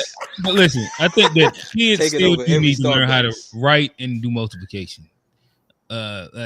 We can't start teaching these kids trades in elementary school. They got to find somewhere and learn some of the basics. Can you spell, my guy? You teach the niggas how to work chainsaws in 5th grade. Spell conversation. Chop that wood. Pause. Yeah. All right. So let me see. Was there anything else? All right. I think that this is a quick little double back to what A Black said. This will be like I said, a quick appeal to HBCU. So he spoke that doctors, lawyers, nurses, professional fields in general, the biggest concentration of these come out of HBCUs. So there's more doctors, lawyers, nurses, XYZ that comes out of there in comparison to PWIs. Is this proof of concept that us going to our own produces good results, and should that be a more concentrated effort? What's your thoughts? I mean, I think you gotta look. I mean, is it just based on like pure total numbers? Because I'm sure more black students go to black schools, and the number of students that go to PWI is lower. You think so? I'd have to. I just that's my first thought about that. I want to look that up. It's just so many PWIs. That's what I'm about to say. It's so many. It's a lot of HBCUs too, and it's all black. Not really. But in North Carolina, it's a lot. But even it's like 60 in America. It's not, and most of them are like in North Carolina. Like North Carolina got like 10 country. Yes, HBCU is pretty much the South, and it's only like 60 of them. And then there's maybe like SWAC is a big, like they have big schools. Out in Texas. MEAC kind of has big schools, but then you go CIAA, these are smaller schools. Smaller schools. It's only MEAC, 2 Division I conferences. Schools. Yeah. I'm saying we got like Clinton in Rock Hill. Like that is a very small school. What is Clinton? They might have like 3,000. It's an HBCU right there. Yeah, right. Yeah, it got like 3,000 people. Yeah, Clinton is a HBCU. It ain't even got that many, bro. Yeah, it might got 300. It's small as shit. I never even heard of that. Yeah, I know Clinton, but all of them don't got. They don't have graduate school. Oh wait, is that a JUCO? I think Clinton. It used to be Clinton Jr. They changed it to Clinton College recently. Stop calling that at HBCU, Johnny. Like just because niggas go there. It's an HBCU. It's founded by the black church, the African AMBZ church. It's founded Johnny trying to call CPCC at HBCU. Bro, I never heard of this school. What conference? It's founded by the black church. It's the AMBZ. It's the African Methodist Episcopal Zion's Church. It's right in there, Rock Hill. Clinton College been there since like 1890 something. All right. According to Google, Clinton College is a historically black college and university. But yeah, nonetheless, about it. Hey, learn something new. Do you think that it would be a smart thing given the results that we see on mass? What Say be a what? smart thing? So if I just rewind it really quickly, so HBCUs produce the most doctors, Oh yeah, lawyers, that's what I was gonna say. you know, Like, all those different things. Being that there's the track record of them being able to produce that in comparison to the PWI counterpart, is that proof of concept? And if we concentrated more of even our best and quote unquote brightest to these HBCUs, we would see like a times two or an exponent to this, yeah, of what we see. yeah, I think it's definitely proof. I mean, you got more black students. I feel like going to PWI grad schools because it's not that many HBCUs that have grad schools that offer PhDs or Mhm. dentistry or lawyers and doctors and stuff. So the numbers are already low. Yeah. You know? It's just that they producing them better because they got more concentrated, but the numbers are just there. Like it's proven. It's not a thing of like, oh, we got more black students, so we got more black doctors. It's like now we actually don't. Actually, the majority of HBCUs don't have PhD programs, so we still coming in with low numbers. With Damn, just that is true. Oh, that's a good. Actually, Yeah, that's a You good know, point. in a lot of it, even the undergraduate programs will be struggling to maintain their accreditations. Like it's not a it's a sad reality for a lot of HBCUs. Like a lot of them are struggling to keep those accreditations. So let alone having a master's or a PhD, they just try to make sure they got Okay. credited bachelor's programs. A lot Okay, of them then. because of the funding. Well, then let me ask y'all pressure this seems question. more Then around. let me ask y'all this: if they don't have the PhDs, they're struggling to stay. How are they creating like these doctors and these lawyers? Like, if it's not the curriculum, if it's not the school's funding and them not having a lot of resources, what is it about these schools that are creating these doctors and lawyers at a higher clip I than the think you PWI? highlighting the value. You highlighting Yeah, the value. yeah, You of being literally just around. highlighting the value. But I'm It's asking, something about it. but I'm saying, but what is you said something? Is it the culture? Is it because it's not the funding? I, It's I not the imagine that's kind of what it hints at. Like, why is it that black people tend to create magic when they just be like in high concentrations of themselves? Like they you're not around somebody they gatekeeping you. You get they a Trying different to hold support you, system at an hold you yeah, HBCU. down. Yeah. Like the way, oh, like there we go. at least in my experience, like because I went to a majority say is one of the better public schools in Durham, Jordan High School, and I went to HBCU, and I almost felt like the rigor was like I was actually already used to it. It's like okay. what I had to deal with in high school. Over we had over 400 people graduated in my senior class. Over 100 had above a 4.0. That's the kind of high school I went to. Oh, damn. It was like that. Yeah, Yo, Jordan, you like was that. actually That, like that, that. No, that it was was been like that. IB. That was IB, AP. AP everything, right? Okay. Like Jordan was like that. Had to have that because y'all So some even smart I motherfuckers. had below a 3.0. You see what I'm saying? So like I was like well low on the rankings, but because of the environment and the types of students and classes I was around, when I got to college, I was already used to like people taking school serious, for example. That was like I just didn't take school serious. And when I got to Winston, one thing I noticed was like the support I would get from a teacher versus what I got in high school, it felt different. It was like more encouraging. They would work with me more. It just felt more like a collaborative partnership than like I gotta go here and prove something type of thing, like how it is in other institutions. And I feel like at an HBCU, it's just they're gonna create a more conducive environment for young black students to make more mistakes potentially, That's true. recover, and ultimately not like put them in a bad light because they're still maturing and figuring things out. So I Yeah. think that's the biggest difference to me I, personally. And hey, to hold on, Q. what G was just saying, like I guess one of my anecdotes for Central, like I had my son while I was at Central, but it also happened to be that because of black HBCU and the black community is so ingrained in close together. My advisor knew my son's mother, and so that they was tight. And so fast forward me graduating, he actually hooked me up with my first job at John C. Smith, where like because he knew them, he knew me, he knew her people. He made a call over there, got me inside like a little thing, and that was my first gig.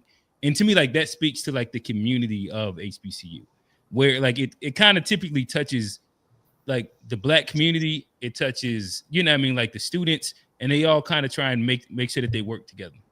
I think what we all, so what y'all saying, because I didn't go, but and you know what I'm hearing, what I'm saying, it sounds like there's like the kids get more empathy, more chances, more like you're able to be a kid and you're able to do the fuck ups, and we're like at a PWI, it's a big school and black, white, whatever, you just a number.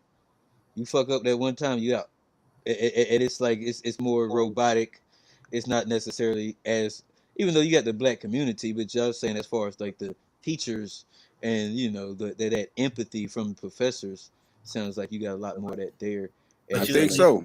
And you I also think that not helps. dealing with like latent racism and stuff that you got to Mhm. deal with in white spaces. Like even when That's people true. don't know it, you know, they might be secretly holding you back, Black doctor or Black nurse or Black lawyer in their spaces. That it's not necessary. Not to say we don't have hating in our own communities and stuff, but when you in that all Black school trying to get your PhD, you're not worried about somebody like, you know, not passing your dissertation because you Black. You know, you're not dealing with the same racism, hoops and hurdles that people have to do in them white spaces and stuff. And that's why you go produce more Black doctors and stuff, because you got less hurdles and stuff. I agree. Yeah.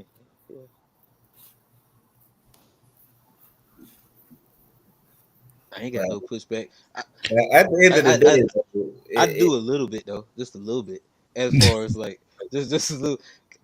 As far as like papers and stuff like that, I ain't never felt like I wasn't gonna pass, or like academically, like if I wasn't smart enough, like I wouldn't pass just because I was Black.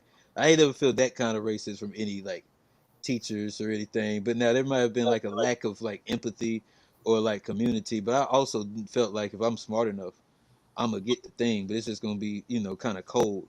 It's no like love. It's just, hey, you pass. Here's the paper.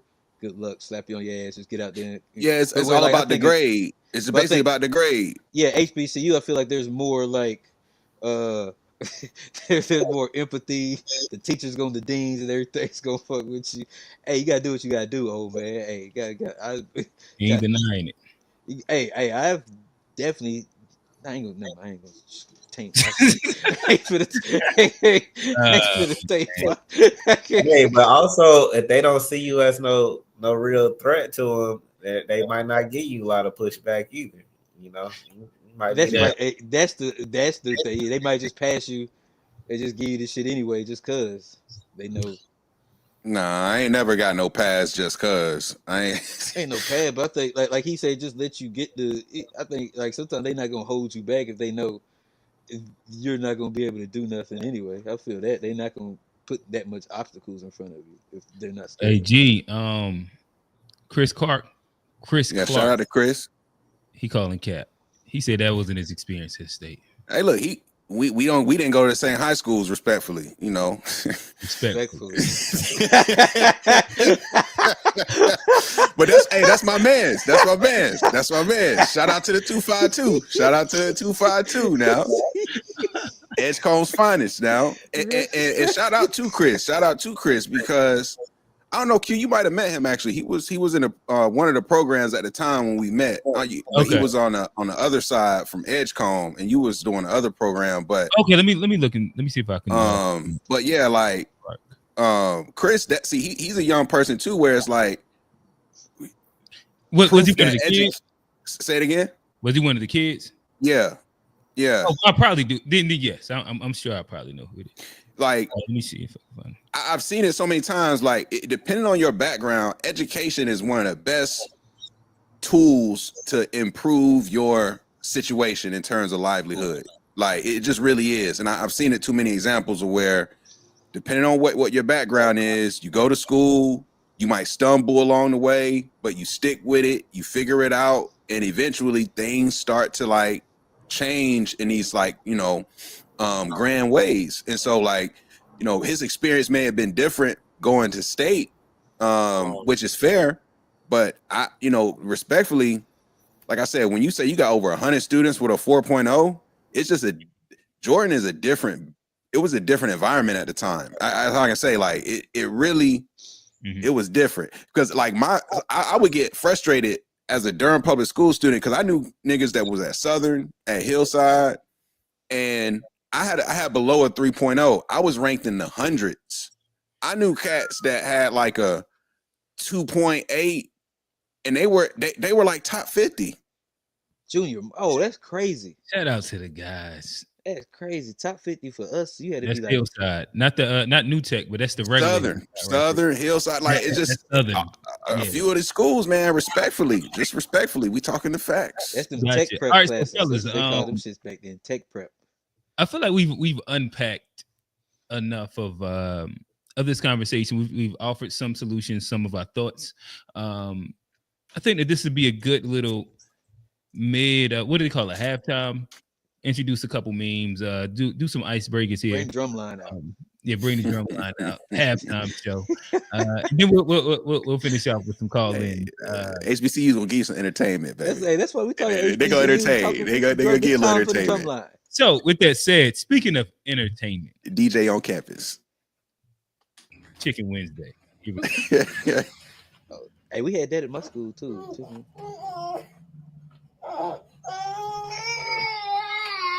Okay, hold on, pause.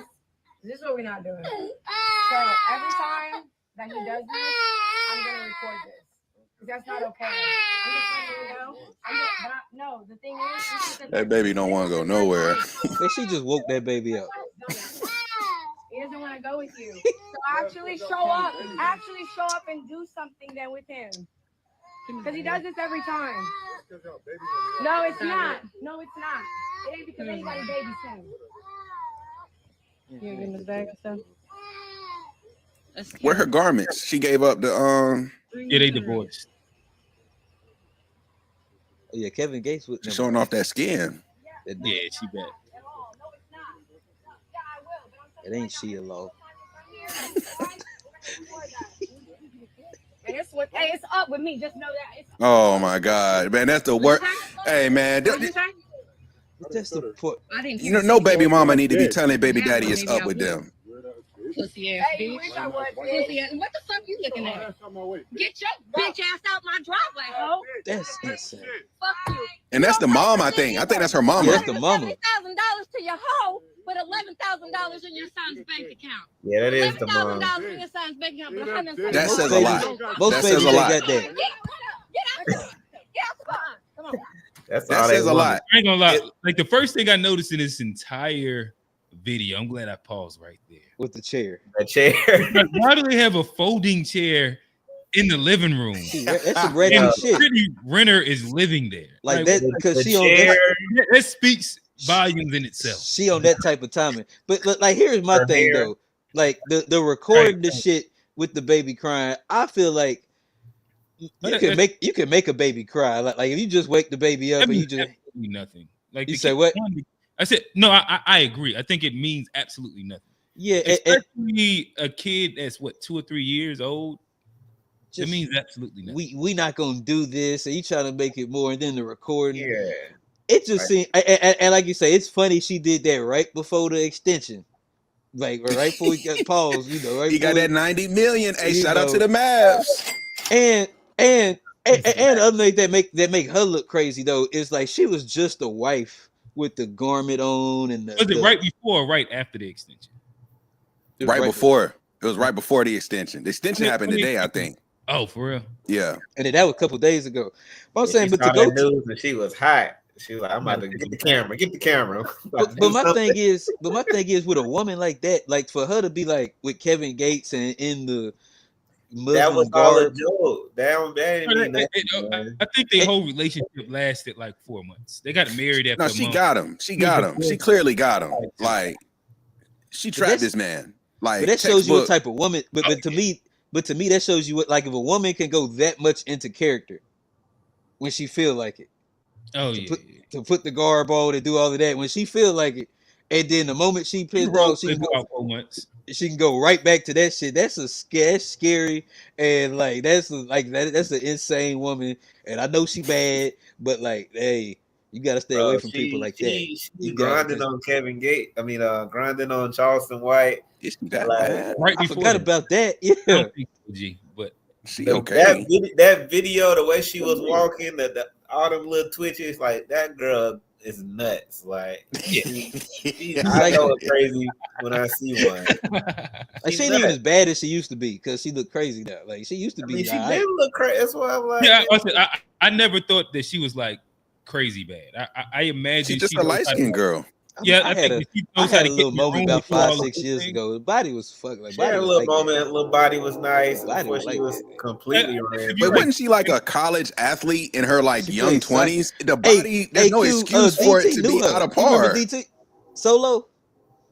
Yeah, DT know her. Yeah, DT know They grew her. up together, yeah. That don't mean nothing to me. Like it just she's still regular. The picture that he posted with her, she got pimples on her forehead. Yeah, regular as hell back in the day. Yeah, she I don't know. To me, she ain't She's she never okay. was like my cup of tea per se. She's So I never okay. was like She had a run. That's all. And I'm that was, saying. you She can had see a with decent- the hair under the hat. She got the little Uh-oh. cornrows. You know, doing something underneath there. But yeah, like I don't know. I think there's a couple things that's going on in the video that I guess I would say one, like crazy baby mama. That just is point A. That shit's gonna be it's just an 18-year sentence. With a crazy baby grandmama. Yeah. And I think that honestly that makes it so much worse. Yeah. Usually if you have a balance where if the woman is crazy, but the mom is cool or the dad is cool, like there's a way to kind of have a mediator to where you don't even really have to deal with her or anything like that. But yeah, nonetheless, I mean, you could tell the mama sound like I would say everything that she's doing is a ploy and it's a play. And the mama was the advice that I bag would chaser. give to him would be that, like, because of everything is a stage, the smartest thing you could do is just get the baby, get in the car, and leave. Because of all she's doing is doing like these literal like acts and get you to react. That's meant to get you out of pocket to show to a court to incentivize more money. Like Right. the entire thing. And so to get out of pocket and do like the suck my dick, or like to engage in any of it, Yeah, that's not good. as the guy, in my opinion, you're losing footing because of once you understand what it is, it's your job to go into that space, get the job done, and leave. The best thing he did was at the beginning when he had a baby, he was looking at her like, what? But now he didn't even say no. He just turned away and walked away. He was like, all right, you're not gonna give me the bag? Fuck it. I don't need the bag. We going to the car. I'll give him this. He handled her right. Like he ain't say nothing to her. It was the mama he still said told her something. Yeah. That was the mama. No, that was the mama saying he said that to her first. Yeah. She got him to repeat it. Yeah, exactly. Oh, because the mama was the one saying 170K and the baby. That was the mama saying that, right? No, but he told Brittany Renner. Brittany Renner was like, "It's." Oh, I thought he said that to the mama. So he also said it to the mama. It's up with me. Okay, he was like, "Suck my." I missed the first. Yeah. Like, yo. And the mama said, "Hey, what you say?"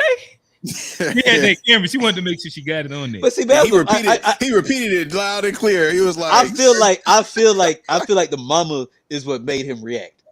Because I feel like he was already reacting. It was Brittany Renner, bro. It was Brittany Renner. It was Brittany Renner. The issue was the stage, in my opinion, where I think that as a guy, you win, and then you can actually like show this shit as like evidence in court. If he doesn't do the last thing at the end, and then his woman like jumps out a little bit and does that because of what they're gonna play into is the idea that they're bringing the kid into a hostile environment, and it's like this the little, like I said, it's a stage play where clearly she's doing everything wrong.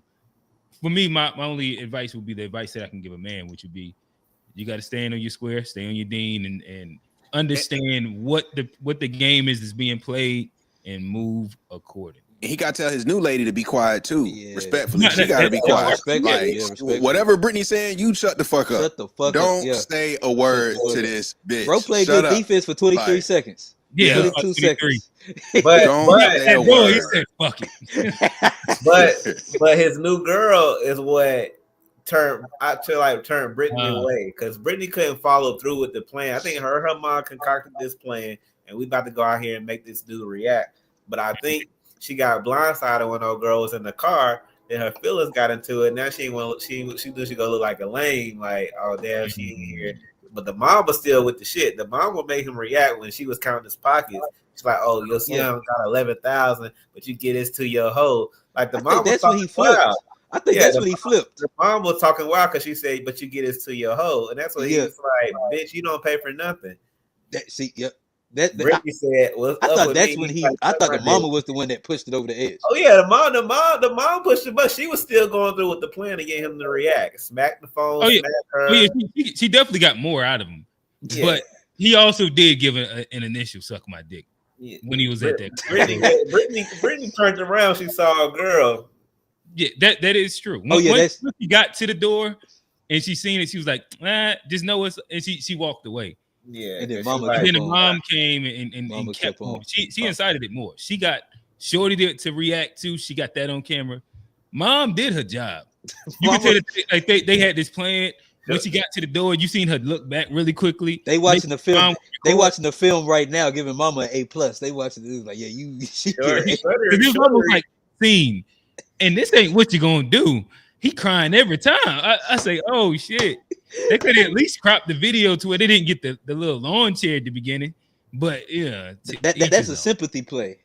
Yeah, they want niggas to see that lawn chair in there. Hey, that baby got 11,000 in his account. That's more than most working people have inside their account. They say most working people the majority of Americans. 40,000. That's a rich ass baby. Yeah, like most people can't get hit for $400. That baby got 11,000. What that baby need with more than 11,000 right now? Hey, Steve, the new one ain't did nothing yet, Steve. Like you gotta get a new one a break. The new shorty reacting though, she that was kind of sexy to me because like I know she's supposed to be quiet, but at the same time she was chilling, she minded her business, and you hear somebody. And she but I like the new joint be holding it down.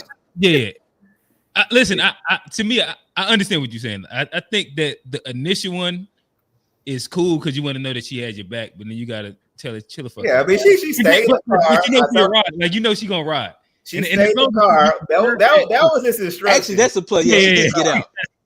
He ain't say be quiet. He said stay in the car. She did that, but she's like, you ain't tell me to shut up, man. I ain't man. If you stay in the car, I ain't mad if you barking a little bit. Yeah, I ain't mad. Get her, babe. Get her, babe. Tell her she ain't shit, is she? We be talking shit the whole way back. Listen, like I get it in the stance of like, but to me, my instructions area of the time that we come out is gonna be, shut the fuck up. Hey, they about to try and do the whole stage play. Shut the fuck up.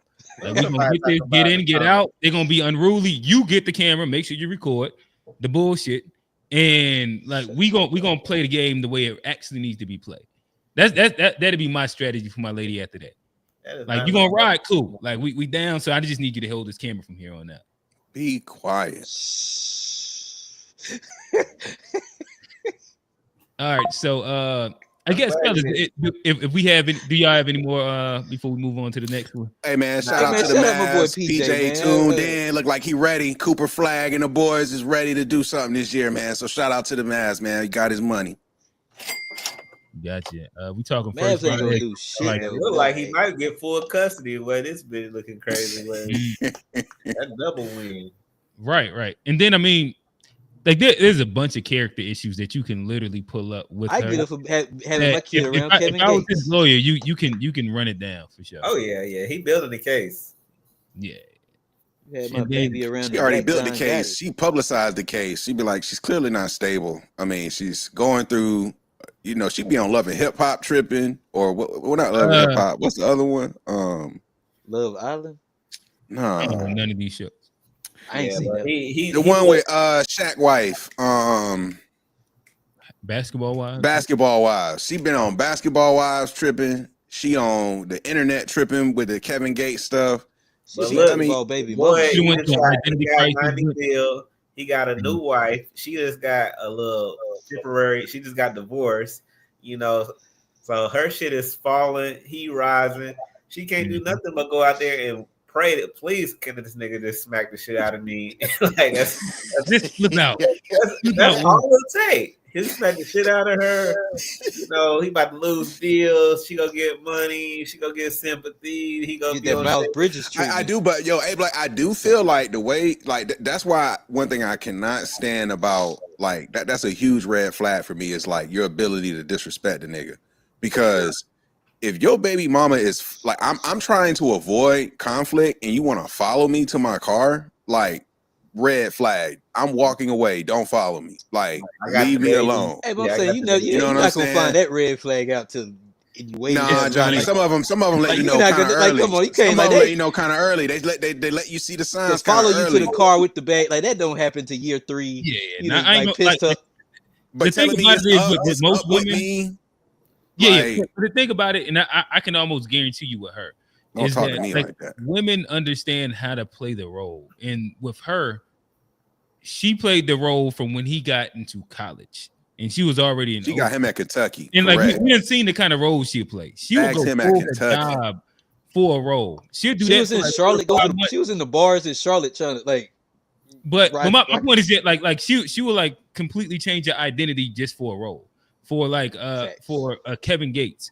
And like with PJ, I guarantee you she was like the most nurturing, almost motherly, but will fuck you figure that he ever had. Probably taught him how to wash clothes and everything, right? You gotta Yeah. separate Where, your like, life she from your built dark. a value. That psychotic thing that when she Right, locks right. into a man, she can make you feel like you the Yes. only Nah, man. she probably That's the probably most, gifted. but She honestly, probably that's the gifted. most beautiful and the most scary thing about women. Because sometimes, She like, probably gifted. I ain't gonna lie. it be like, Yeah. because when they Like they didn't doing let it, this come out until after the divorce. and that's why you can't blame. That's why you or almost can't blame. during the marriage, should I say? That's why you Once almost gotta- can't blame him, because if he didn't see the red flag and she's just playing a But role. no, Johnny, the I'm not matter groomed. of fact I is say she groomed him.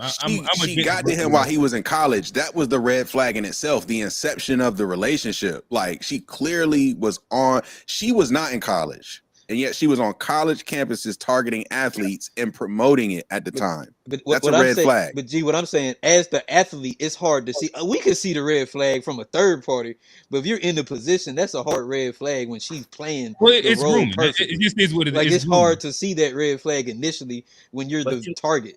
And we But you see also all the got an NBA ego. players You getting also groomed got right an now. ego too. That's You all I'm really- saying, brother. And sometimes the pussy be But good too, she G. not an OG like Drea. Now I respect Jalen Green for that one. I'm like, okay, you got you one of the true vets of the game. You know what I'm saying? Like He wasn't stamp. Jalen Dre- Green in now, Kentucky though.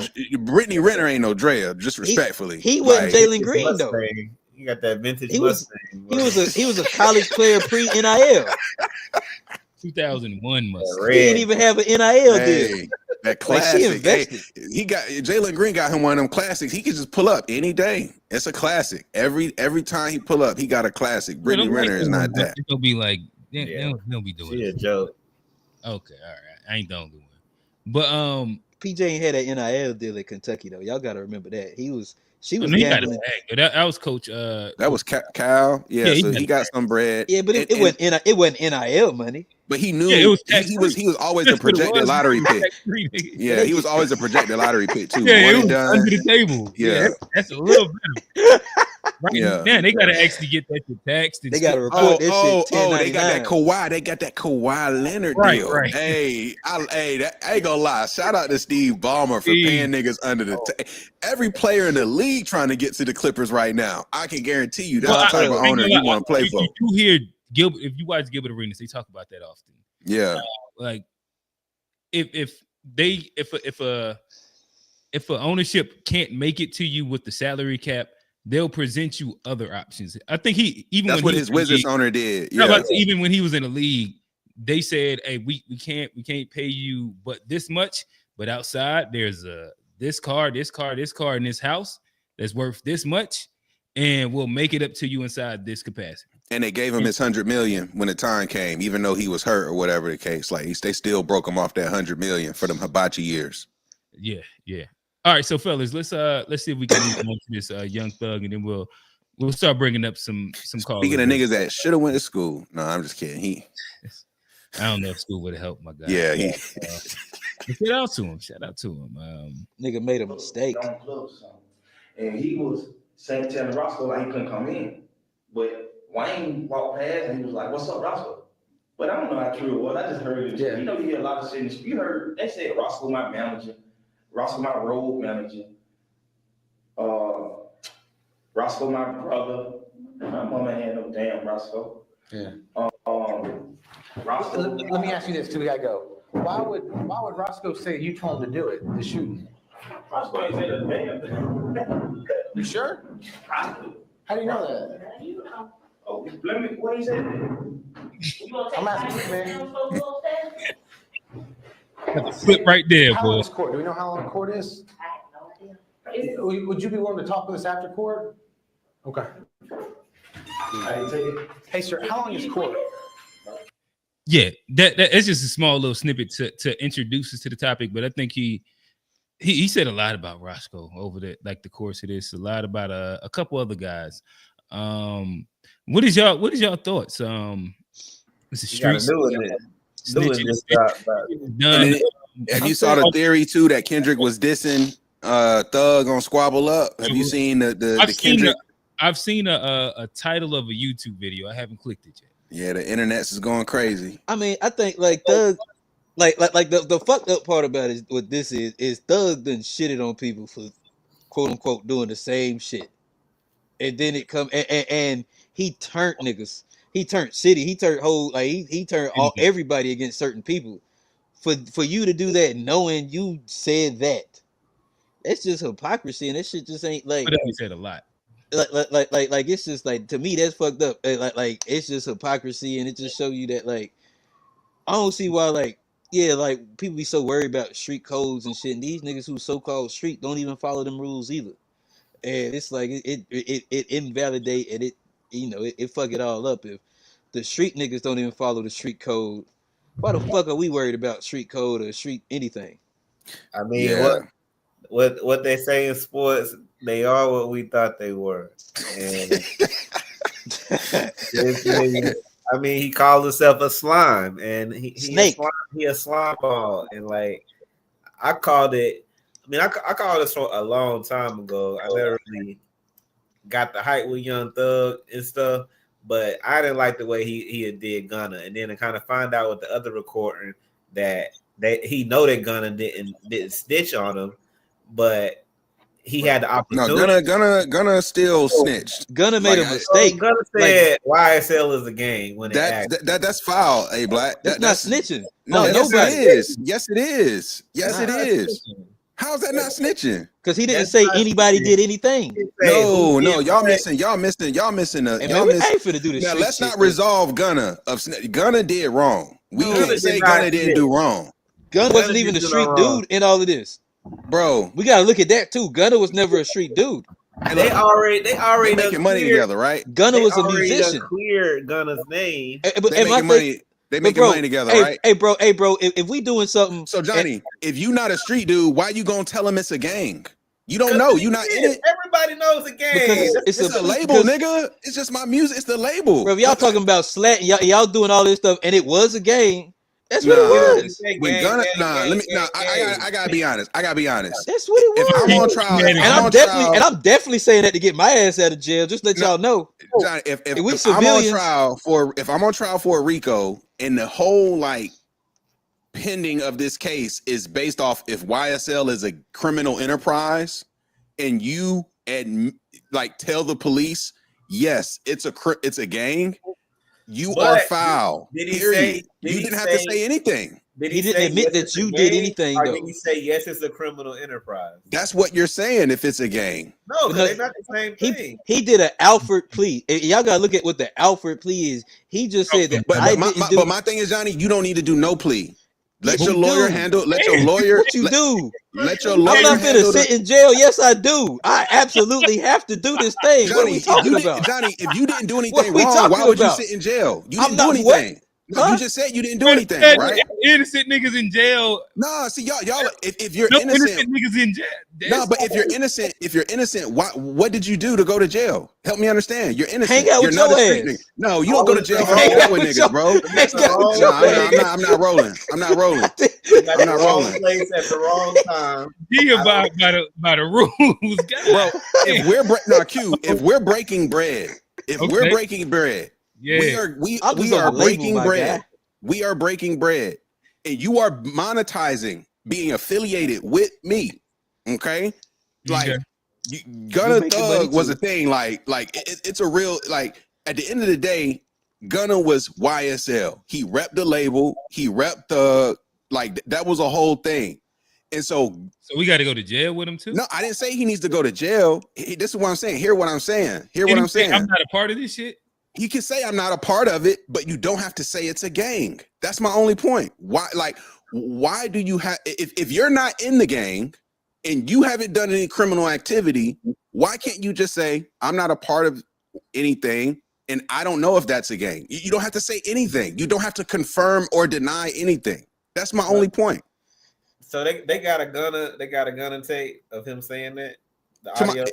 He signed it. Yeah, he signed it. It's a written statement. But you heard it? Nope. Nah. Exactly. How many Thug tapes have you heard? Exactly. A couple of them. They still drop. Thug, look. We changing the look. Thug is wrong, but let's not say Gunna won't wrong. Gunna was wrong too. You understand what an Alfred plea is? Gunna was wrong. What's the Alfred plea? You're about to give an education. Go ahead. I don't really have a big opinion, but like as I learn more, I can have more. What you were saying that the Alfred plea meant something, right? Where it says that it's a guilty plea where the defendant pleads guilty to a charge, but also asserts their innocence. Basically, he's saying that there's enough evidence to convict me, but I'm gonna just go ahead and plead. So it's just a personal thing that you're doing to saying that like I might have been a part of this thing. He didn't. That's literally snitching. You're saying you're I'm admitting guilty. You're admitting it's about your own guilt. It has nothing to do. He didn't say anything. He didn't testify against nobody. You want to tell on he didn't other say people. anybody That's did the epitome anything. of a He didn't give snitch. no times, no dates. He didn't answer any questions. My He understanding just signed a plea. Said was used or could be used inside like the Young Thug case. What did Gunna say that hurt Thug? It wasn't used at all. Nothing could be used. That's what I'm saying. But he talked to the police and told them YSL was a gang. I don't understand why y'all don't understand why that's like foul. I don't understand that. This man's super gangster right here, bro. I know who. I know who not to talk to on this motherfucking title. I already know y'all niggas are gonna go fucking canary birds. AG. If we do crime together and we both break the law, I'll never tell on you. No, I don't trust you. If I didn't break the law, but what if you benefited from the crime, even though I didn't break the law? Hey, bro, if we both didn't break the law together, benefited? What if you enjoyed the spoils of my crime? What if you enjoyed the spoils of my crime? I can't lie. I'm not a criminal. I can't lie about so you can enjoy the spoils of my crime and then snitch on me? That's hoe behavior.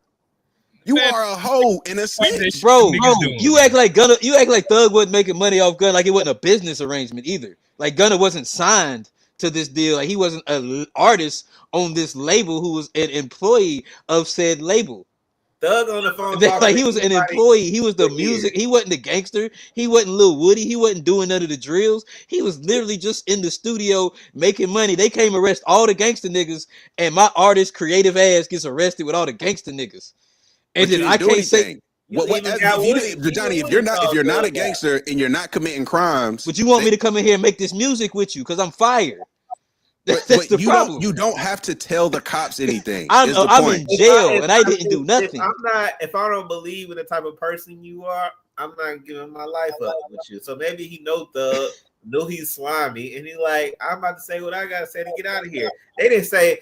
And he didn't even snitch on Thug. He didn't even say Young Thug did a thing. He didn't even say Young Thug is the leader. But they're saying that the shit is not a gang. So if I'm in court trying to argue that it's not a gang, and you got the cops writing down that, oh no, one of your own is saying it is a gang, that does not help me. It don't help me if I say it's not a gang, but I got 30 songs that says it is, because that's all they're gonna do. Well, right, but do you not? I think that it's a weird position, in my opinion. If Gunna is what y'all are saying he is, why would you be doing the gang shit around the artist anyway? Why would you allow him to be implicated to even give any of this shit? Why wouldn't Thug be like, don't arrest him? On the street, nigga. Because of like a civilian's supposed to do what the civilian's supposed to do anyway. You shouldn't be or allowing them to know or doing it to him. The whole shit should have just been a music label. It should have been. I don't disagree. I don't disagree with regular shit. No. It's not Again, snitching if a civilian just say, "Hey, I'm not a part of the dumb shit these They were niggas doing. is snitching on these so people." this is where I think the line is, because I don't think Gunna was not a part of benefiting from the image and the lifestyle that was portrayed He was through getting paid the for his label. music. So look. But If- what does that mean? He made though? music and he got There's a paid label. for the music. So like because of they're doing shit, but I'm just here as an artist during studio time. Making But you're not fire just here. music. But see, I don't think you're just here as an artist during studio time. I don't know So the ins and what do outs. we know of Gunna to have ever done? He don't What do we even know rap if about anybody gangster ever shit. like? I know Roscoe shot Lil Wayne bus. But that's Doug and Roscoe said it. Woody. Like you know Woody to have been like pretty Woody. much be a shooter. Woody like we know what And Woody got up there and right. So we know what you, the other niggas so you did. telling me because you weren't the shooter doesn't mean you weren't affiliated with the organization. No, That's what you think. What I'm saying is that we don't know Gunner to have did anything. Everybody else, Nobody knows anything to do I'm saying, anything. but even- But you don't have to. You name What does talking to the Hey, cops have to do with Q, anything? hold on. I Why got are y'all this. talking to the cops? G, No, hey, but G, you- hold on. Time out. Why Time y'all out. talking to the cops? No, time out. they arrested him. Lawyer. G, hey, G, hey, G, Lawyer talks. Bro. I don't G. talk. The lawyer talks. bring it back. Hey, That's G, all I'm saying. hey, G, The and lawyer we talk. talks. Hey, G, we talking about what niggas said. Gunna didn't say nothing. He signed a plea deal. Gunna, Nigga. we got recordings of Thug actually saying things and talking he's and giving wrong. evidence. No, look, he's That's wrong. so like, Thug is but wrong. Thug Thug is is the wrong. gangster. Johnny, Thug Right. is Gunna wrong. is not a Thug gangster. snitched too. Thug I mean, snitched too. everything fall on Thug Thug. snitched too. Gunna's not a gangster. Gunna can't snitch if he a The civilian. gangster snitched more than the civilian, and you're mad at I the disagree. civilian? No need to talk to a lawyer. No need to talk to the cops without a lawyer. Thug did too. And he's wrong. So why are we more mad at Gunner instead of I didn't Thug? say more mad. They both wrong. They both wrong. Yeah, That's my opinion. They am both I- wrong. But if Am I- Thug's wrong, then Gunner is absolved. No, they both wrong. Yes, No, but then They we both have wrong. to go down into Gunner like is absolved. what- If Thug snitching too, Gunner, it No. don't matter if Gunner Two snitch. wrongs If don't Thug make snitch, a right, Johnny. It's just two snitches. yes, it They do. both It gangster wrong. shit. But again, like this is where we get fucked up in the concept of what a thing is, right? Where like so now are we saying that civilians snitch also? I think I don't know how you a civilian when you are affiliated with the entity that's on trial. No, You could just have a record You're a deal. part of the organization. You could have a record deal. Yeah, like Yeah, was YSL a record label, and could you be signed to it and do music with them? So why did he say it was a gang? This is my point. Just Because say he it's a probably was label. doing gang shit at some All he point. had to say was, "I'm just an artist." Because they sent Lil Woody and I'm just Roscoe to do gang shit on. But Johnny, I'm No, not a but- part of but- that. but I'm if- not a part of that. I don't know anything about that. Then I'm keep an that shit artist. away. Listen, if you don't know anything about it, they shouldn't involve you or allow you But to have that's what he said. He didn't admit to knowing anything about the gang shit.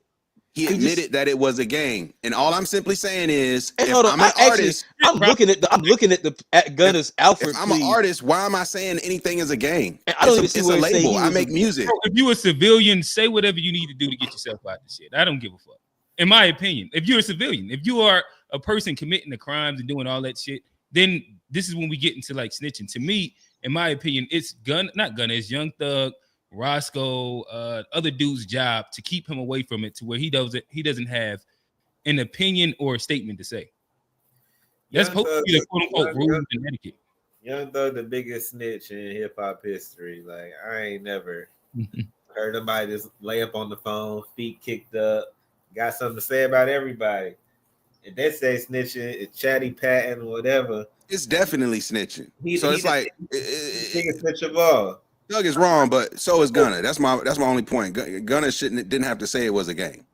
But is it a gang?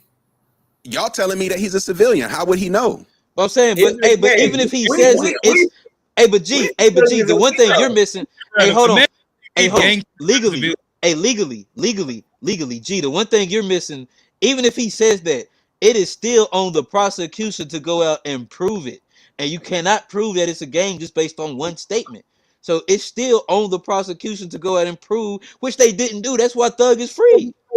No, that's not exactly why he's free. They mishandled the trial, the prosecution. They had several missteps. Like the reason why Thug is free is a little different. Okay, whatever. They didn't convict and him. his plea deal is very like arguably. Some people say he won because he's not locked up. but he's one small step away from being locked up for many years. So like he's not in the clear here. He didn't go to jail. Correct.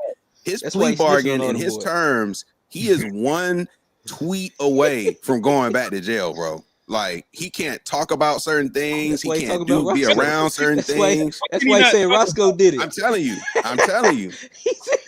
Hey, I ain't shoot that bus. I heard Roscoe. That's what I heard though. Like he was wilding. Roscoe shot that bus. Go to Atlanta, man. Young Thug done. But I ain't know Roscoe and Wayne was beefing, but I ain't shoot the bus. Yeah, I heard it, but I heard the bus got shot. Did you hear him crying about Kendrick not giving him a feature? Oh yeah, I didn't know that's what stemmed it. Yeah, that's what started it. He was talking about Drake. He was talking about Drake the biggest because he was. Yeah. Hold up. So let me just clarify something, right? let me just clarify something because because in all seriousness, let me help me understand because I'm looking up this Alfred plea shit. Mm-hmm. Now, this is what I'm reading. Okay. He took an Alfred plea to one count of conspiracy to violate the Racketeer Influence and Corrupt Organization RICO Act. So he took one count of conspiracy to violate the RICO. So he admitted to doing something wrong. He said, whatever y'all got me on, I did it. Do we agree on that? That he by taking this plea, he's admitting that he committed a crime, and this crime is conspiracy to violate the RICO, which allows him to plead guilty. So hold while on, quote unquote maintaining his innocence. Think about that. So if I say I did something, I'm snitching. Hold up, let me finish. If I did it, let me put down the facts here for a second. Just to make sure we're on the same page. By him taking this plea, he admits that he did something wrong. Do you agree or disagree? Yes, he did something wrong. Okay, so here's the thing about snitching, and this is just textbook. This is just textbook. That means this is textbook. If you do something wrong and then you go tell on other people, you're snitching. He told on himself. I do. He told on himself. But the Alfred plea is telling on yourself. But the young thug wear a dress. I rest my case. That's a good point. Would you tell on anybody? Would you tell on anybody? You would tell on people, right? So no, I'm saying, but the thing is, this is what I have to say. Now, when you're listen. Let me finish. If you are a civilian, you don't snitch. But if you're part of that syndicate, you snitching because you shut the fuck up. That's why the Hell Angels sit down and they sit down on shit and they take care of each other because they don't tell on each other. But listen, you can wave your finger like you want to, Johnny. I just watched look at the mafia. All them dudes snitched. That don't mean it's right. The Gambino boy, but that's gangster culture though. Happened. No. All of this happened in the last 30 years. The last 30 years this happened. So the thing about it is that Frank what Lucas you just said is the basis of what we all agree on.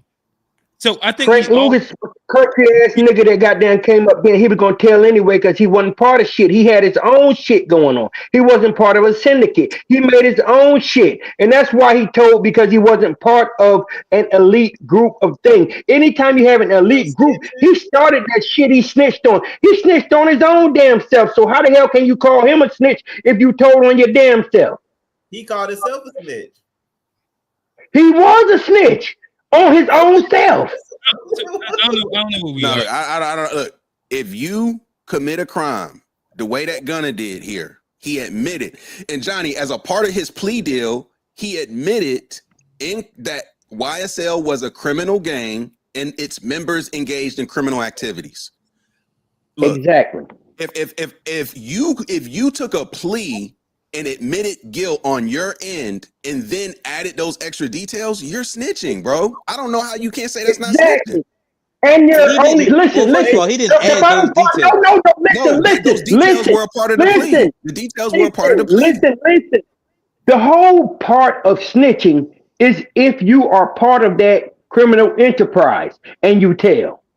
Exactly. If you're not part of that, you're a civilian. A civilian not telling, they telling, they're doing a law-abiding But the citizen thing. civilian's not Now, going to take I a plea know for that something they didn't do.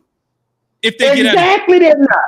if they get out of, Unless they're but scared of them.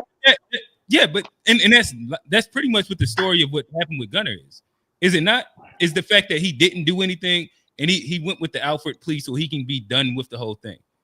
Like that was the idea of the Alfred plea. But to my understanding, maybe anybody can clarify it, but I've not heard Thug, Roscoe, Woody, or anybody ever say that he's did anything, that Gunner was actually involved in anything, and that he was no more than an actual recording artist that was signed to the label. By my account, that seems like you're a civilian. To me, that sounds like he sounds like a civilian, but the whole thing is this right here. If you don't be part of a criminal shit, pull your ass out of it. I don't know how far in the streets any of y'all have ever dealt in, but you goddamn back your ass up out of shit and get the fuck away from shit. You might think people doing shit, but don't never know nobody doing nothing when you in the street. You understand what I'm saying? If you ain't part of that shit, stay the fuck away from it and you can back out. You might still be cool with them, talk to them, whatever, but you don't put yourself knee deep into the bullshit. And that's what happened. You don't get YSL tattooed on your body. Look, it said he acknowledged it as a music label and a game. And it said, saying YSL is a label. You can get YSL the label. He said it was a game, though. He said it was a game. And why would you so if you knew it was an illegal? But he didn't cooperate with any police. He didn't testify. He didn't do anything other than acknowledge his role in it. That's not true, Johnny. I got a quick question. Other people committed criminal activities. He said that. I got a quick question. All right. So you said other people committed criminal activities in the game. I'm hearing different definitions of snitching. So, like, all right, if somebody kill your brother and you see him, and then the police ask him, I'm a civilian. Hey, Black. So I'm not a thug. It sounds like you Gunner then. No way. Gunner, I don't commit crimes. I don't commit crimes. I don't commit crimes.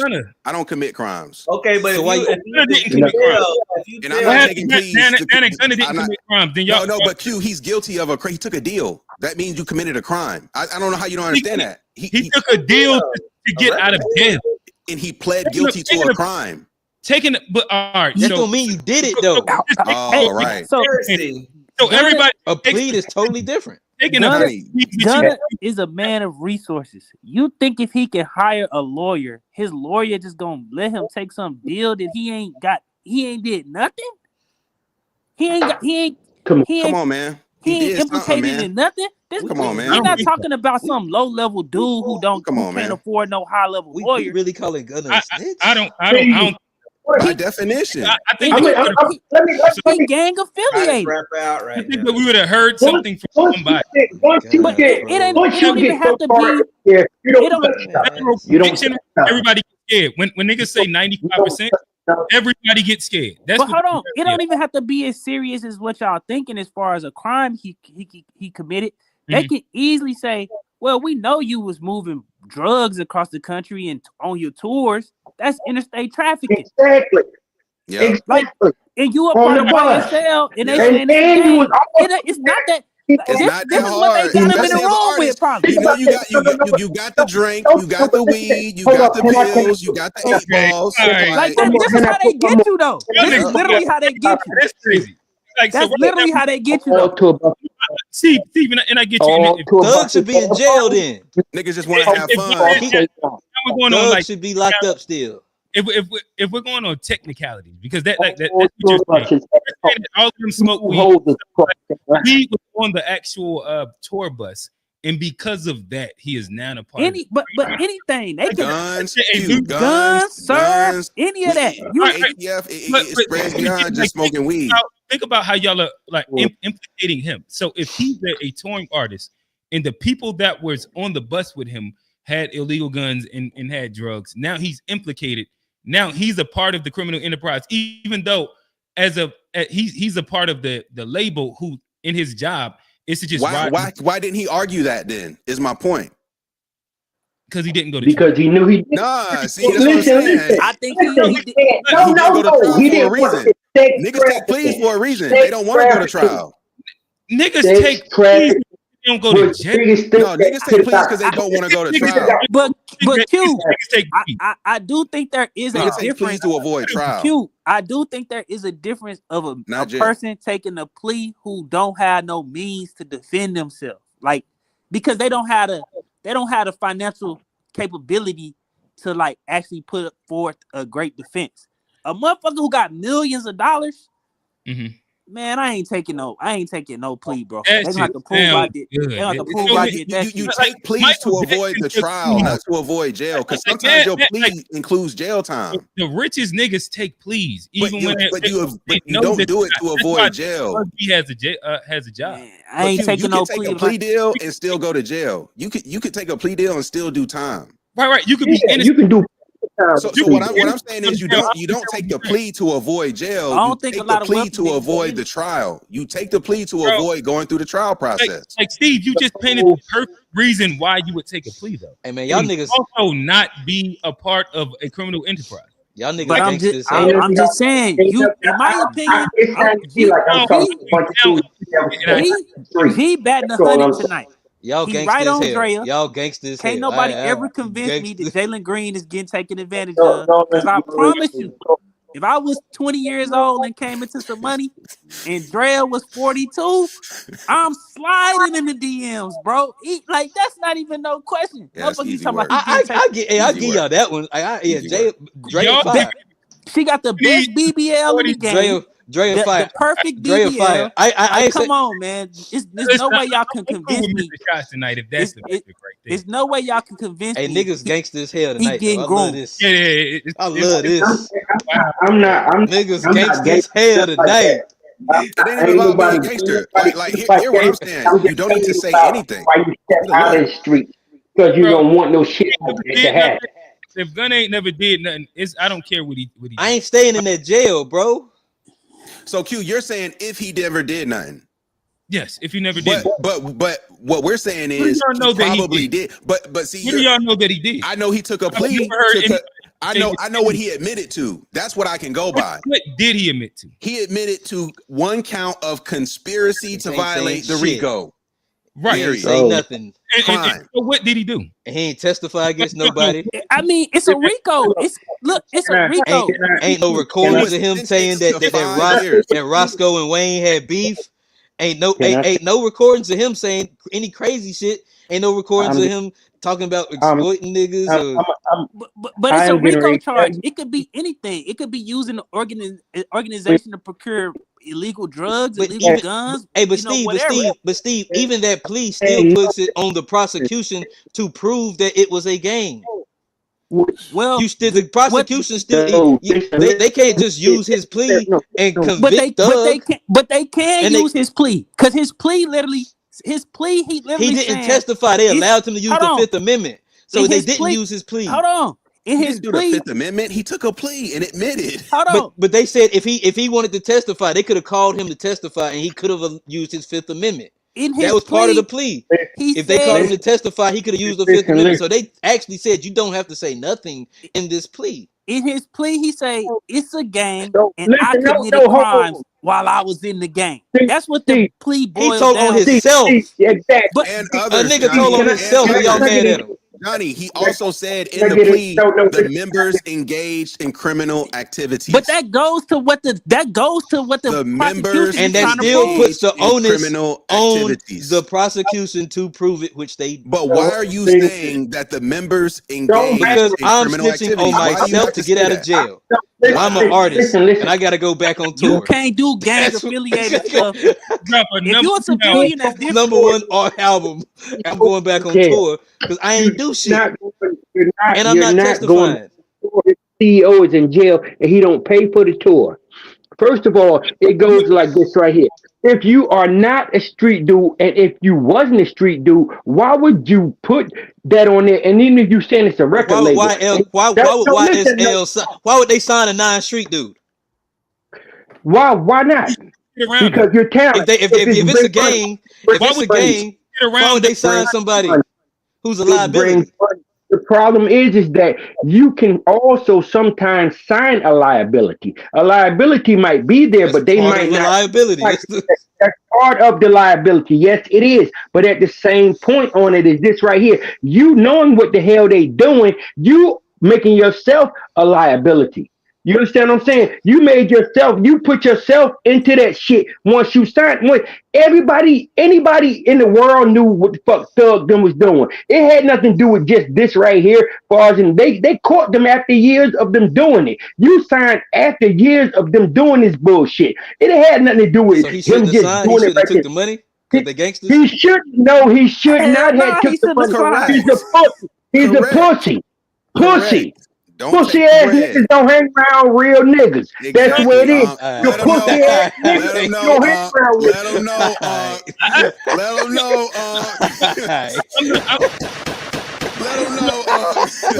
But to me, I think that the weirdest like judge of character in that whole scenario would be, why would real niggas do crime around pussies? Like, to me, like that's the whole thing. Let me explain something. How that happened. I'm gonna explain to you how it happened. Like The reason niggas see you a liability. Nigga, we'll kill. You might get off, but you might have a hot ass album. And we all know what happened when you a hot artist and you get off. That's more money to us. Shut the fuck up. That's why you supposed to protect the artist. That's why you supposed to protect the artist, bro. That's why you supposed to protect that. Like, what you talking about? You gonna sign a nigga? Let me answer the question real quick. Here's why they brought this nigga on, and I think this is what's showing in real time. Not doing crime around a nigga. But look, this is that's not have his own tour bus. No, this is what's happening. This is what's happening. That's hard. What the fuck are you talking about? If you know pussy, and y'all are doing crime, just not do the crime around a nigga. Look, this is what's going on. This is what's going on. Like Young Thug was a top 5 artist of the decade. But this had enough resources to do this shit. But like, I don't dodge accountability for Thug. I think what we finding out though, the reason why like we're gonna blame Gunna and not Thug for doing crimes around the nigga that y'all are saying he's a pussy and green. No, both of these niggas are snitches. But we're talking about gangster shit. One of them's a civilian, one of them's a gangster. Y'all keep calling him a civilian. I don't understand that. What do you know that Gunna did? Until I know he pleaded guilty in court. He pleaded guilty in court as a civilian. That's what we're talking about. I don't understand that. Fucking civilian. I don't understand that. No. I'm going to tell y'all what Gunna did. Gunna had his own tour bus, didn't he? I don't know that. He had his own tour bus. He had his own tour bus. Listen. He pled guilty. He had his own tour bus, right? And committed criminal activities. Exactly. But listen. If you had your own tour bus, or even if you there, when you are out there touring like that, what you doing is you collecting hoes.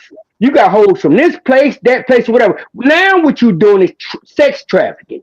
Now you don't want to get in that bullshit. You get drug shit, you get sex trafficking, all this shit. He didn't want to get in there. I'm sure he had plenty of hoes on that bus with him. You know what I'm saying? So with him taking a hoe from one state to another, now you sex trafficking. Because them bros ain't on there for free. So and look, the whole thing about Thug is if you really think about it, Thug. Hey, you know you can't put Taboo on the big screen, bro. You haven't seen Thug come through with really no music here recently. This no music recently. Nigga, Camu, back up, man. Yeah, get up off the camera. Like I'm just saying, baby. He might have been doing it. Or you ain't combing your hair today, man. He might have been doing it. That nigga face in 4K, that nigga hair still buffering, bro. We got chill on my back. We got chill. The hairline still buffering. Relax. At least you'll turn your camera on. I ain't never seen. Hey man, you know I come on after the show. After the show, man. Hey Camu, tell that man to turn his camera on, Camu.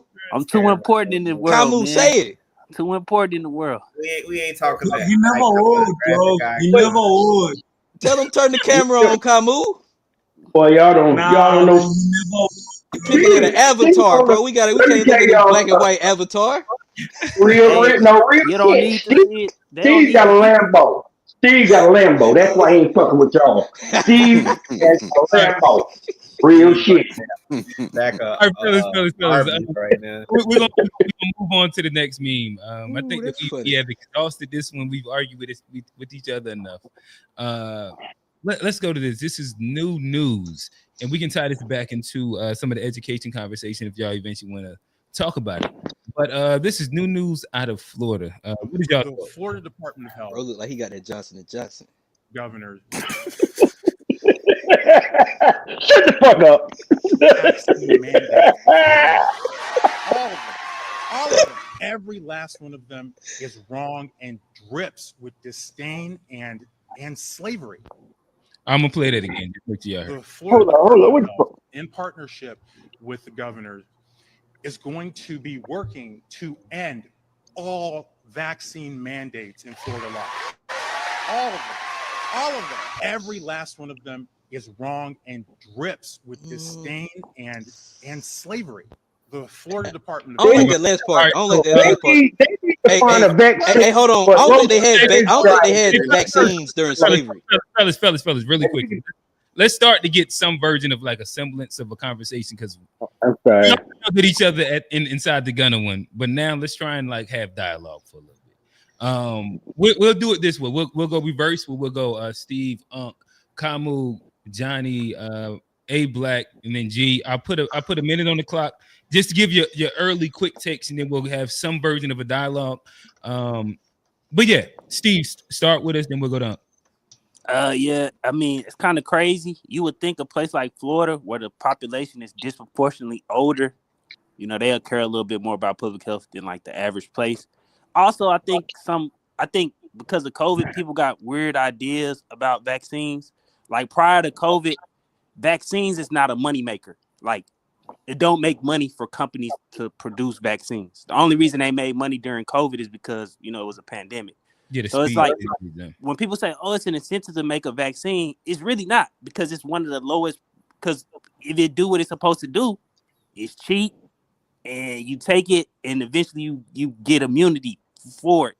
So I think COVID kind of broke people's brains about like normal public health stuff, and this idea that there's not going to be some people who are allergic to a vaccine or whatever the case may be. It's kind of wild. It's gonna be side effects to everything, but also, right, Steve, I gotta stop you. We gonna hit that minute mark. Okay, my bad. Y'all got it. Talk to us. Yo, he talking about they gonna do something on vaccine. All right, do it.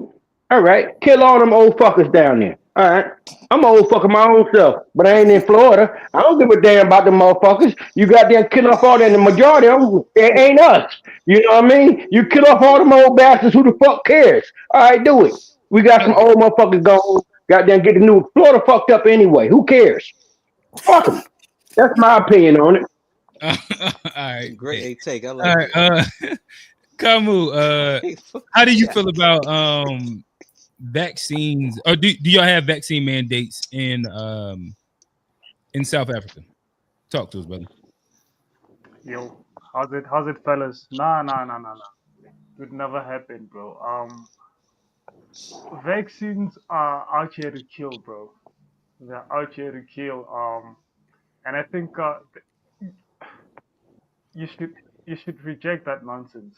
The last time we had it was obviously the COVID one, but yeah, but people still rejected it even during the fake pandemic, So yeah, bro. I mean, you should reject that nonsense.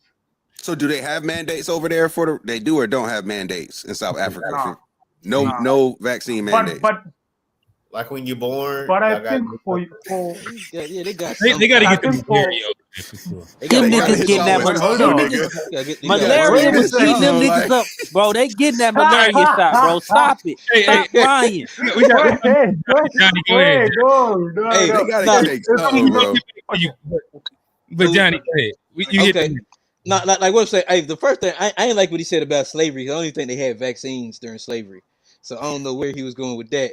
But I'll also say this: I think vaccines are like we can't just go completely away from them because vaccines have been very important in eradicating certain diseases amongst like populations as far like malaria, polio. There's been certain things where like tuberculosis, there where vaccines have helped. Now I know there's studies about autism and we might need to, look at it and make sure they're still safe. But as far as just no vaccine mandates, with that, I think certain people should get certain things. Like I think your kids should have the polio, the mumps, and I forgot all the vaccines you got to get as a kid. But I think motherfuckers should probably still get that shit because I've seen cases where the mumps and stuff are starting to come back, and then now they got to quarantine kids. And what's the vaccine that eliminated the chicken pox? Kids do not get the chicken pox no more. It's kind of crazy.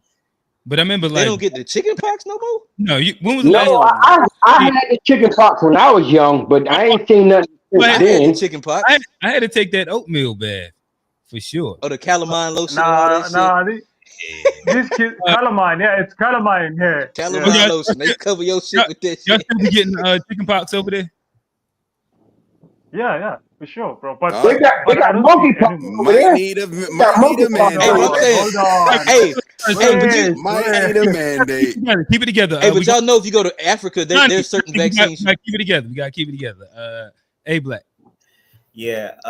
So to the beginning of Johnny's point, I think what the dude was saying about slavery was like how they use like shit to be more experimental on us, and so that's how they're taking the perspective of the vaccines. Is like now it's gotten to the point they just making shit. Because like G was saying, now they can make money off of it. So if you create these new vaccines, test them out on people. So maybe that's that thing, because it's funny. In the woke community, the conscious community, for years they've spoken against like vaccines and we'll need this stuff. But then kind of when it's starting to come from this conservative Florida man perspective, now it's like it is very interesting, diabolical and stuff. So I think it's some truth to both sides. I think some vaccines have proven to change the course of health history and prevent a lot of shit. And I think some vaccines prey on people's fear, and you can use that to like infect a large amount of people. And I think they saw that with COVID. Is like if we make fear enough, we can put anything into them. Gotcha. G. Yeah, I say I think it was Steve and Johnny brought up these points. I think it is fair to say that there have been some recent sort of events related to COVID, neurodivergent diagnosis related to autism, etc. That there are a lot of people who believe that vaccines somehow played a role in these outcomes. And so, whether that's true, false, what science says is another conversation. But I think that there's a real skepticism there. But that said, I feel like not having mandated vaccines is just, very inconsiderate to the general public when you consider when you consider how easily stuff spreads and like you said, old people, unhealthy people, and how many people are unhealthy in America. Like if we have an outbreak of something like one of these things with unhealthy as we are as communities as a whole, it's gonna knock out a lot of people. So I think you want to have, like you said, some sort of mandate to some degree, but I don't think it's fair to like discount people's skepticism. And so maybe you can give people the right to have waivers and things like that if they choose to practice, but then they might lose access to certain things. Like if you go that route, you know what I'm saying? You're talking about with the education thing. I will say, I think one of my favorite things is seeing like some of our OGs and the unks like stumble over like language and where like shout out Kofi. Kofi said the gay homos. We can't say that. That's a double negative. Old as hell, man. That's not he must didn't read his latest Democratic pamphlet. I don't know how the Democrats got him talking like that. Say that. But, hey, Joe Biden would be ashamed. I fuck with gay homos. Kofi the homie, but that was funny to me. Kofi let Biden down on that one. Gay homos. But that's my new word. That's what I'm calling them. You was itching. Hold on, that's a double entendre, isn't it? Yeah. No. I I wanted to say that there are mandatory vaccines. I remember now. The newborns have they take some shots to prevent some of the some of the things, and also in other um, different parts of Africa like Malawi and Mozambique, they have huge cases of malaria. So obviously they take malaria shots in those areas. But in South Africa specifically, newborns, they take vaccine shots. I don't know for what specifically, but they do.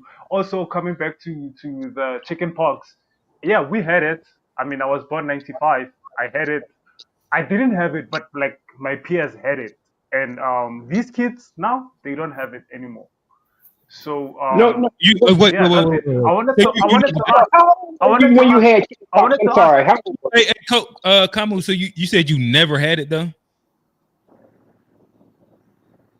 No, I never had it. But my How peers you had know it. about calamine People lotion are, then?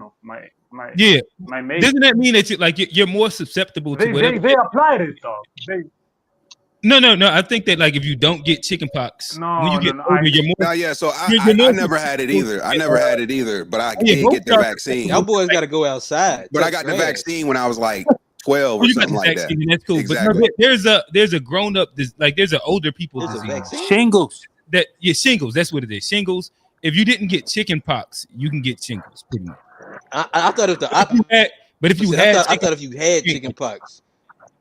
no. No, I thought if you had chicken No, pox, you could have get the shingles. immunity built up in the system.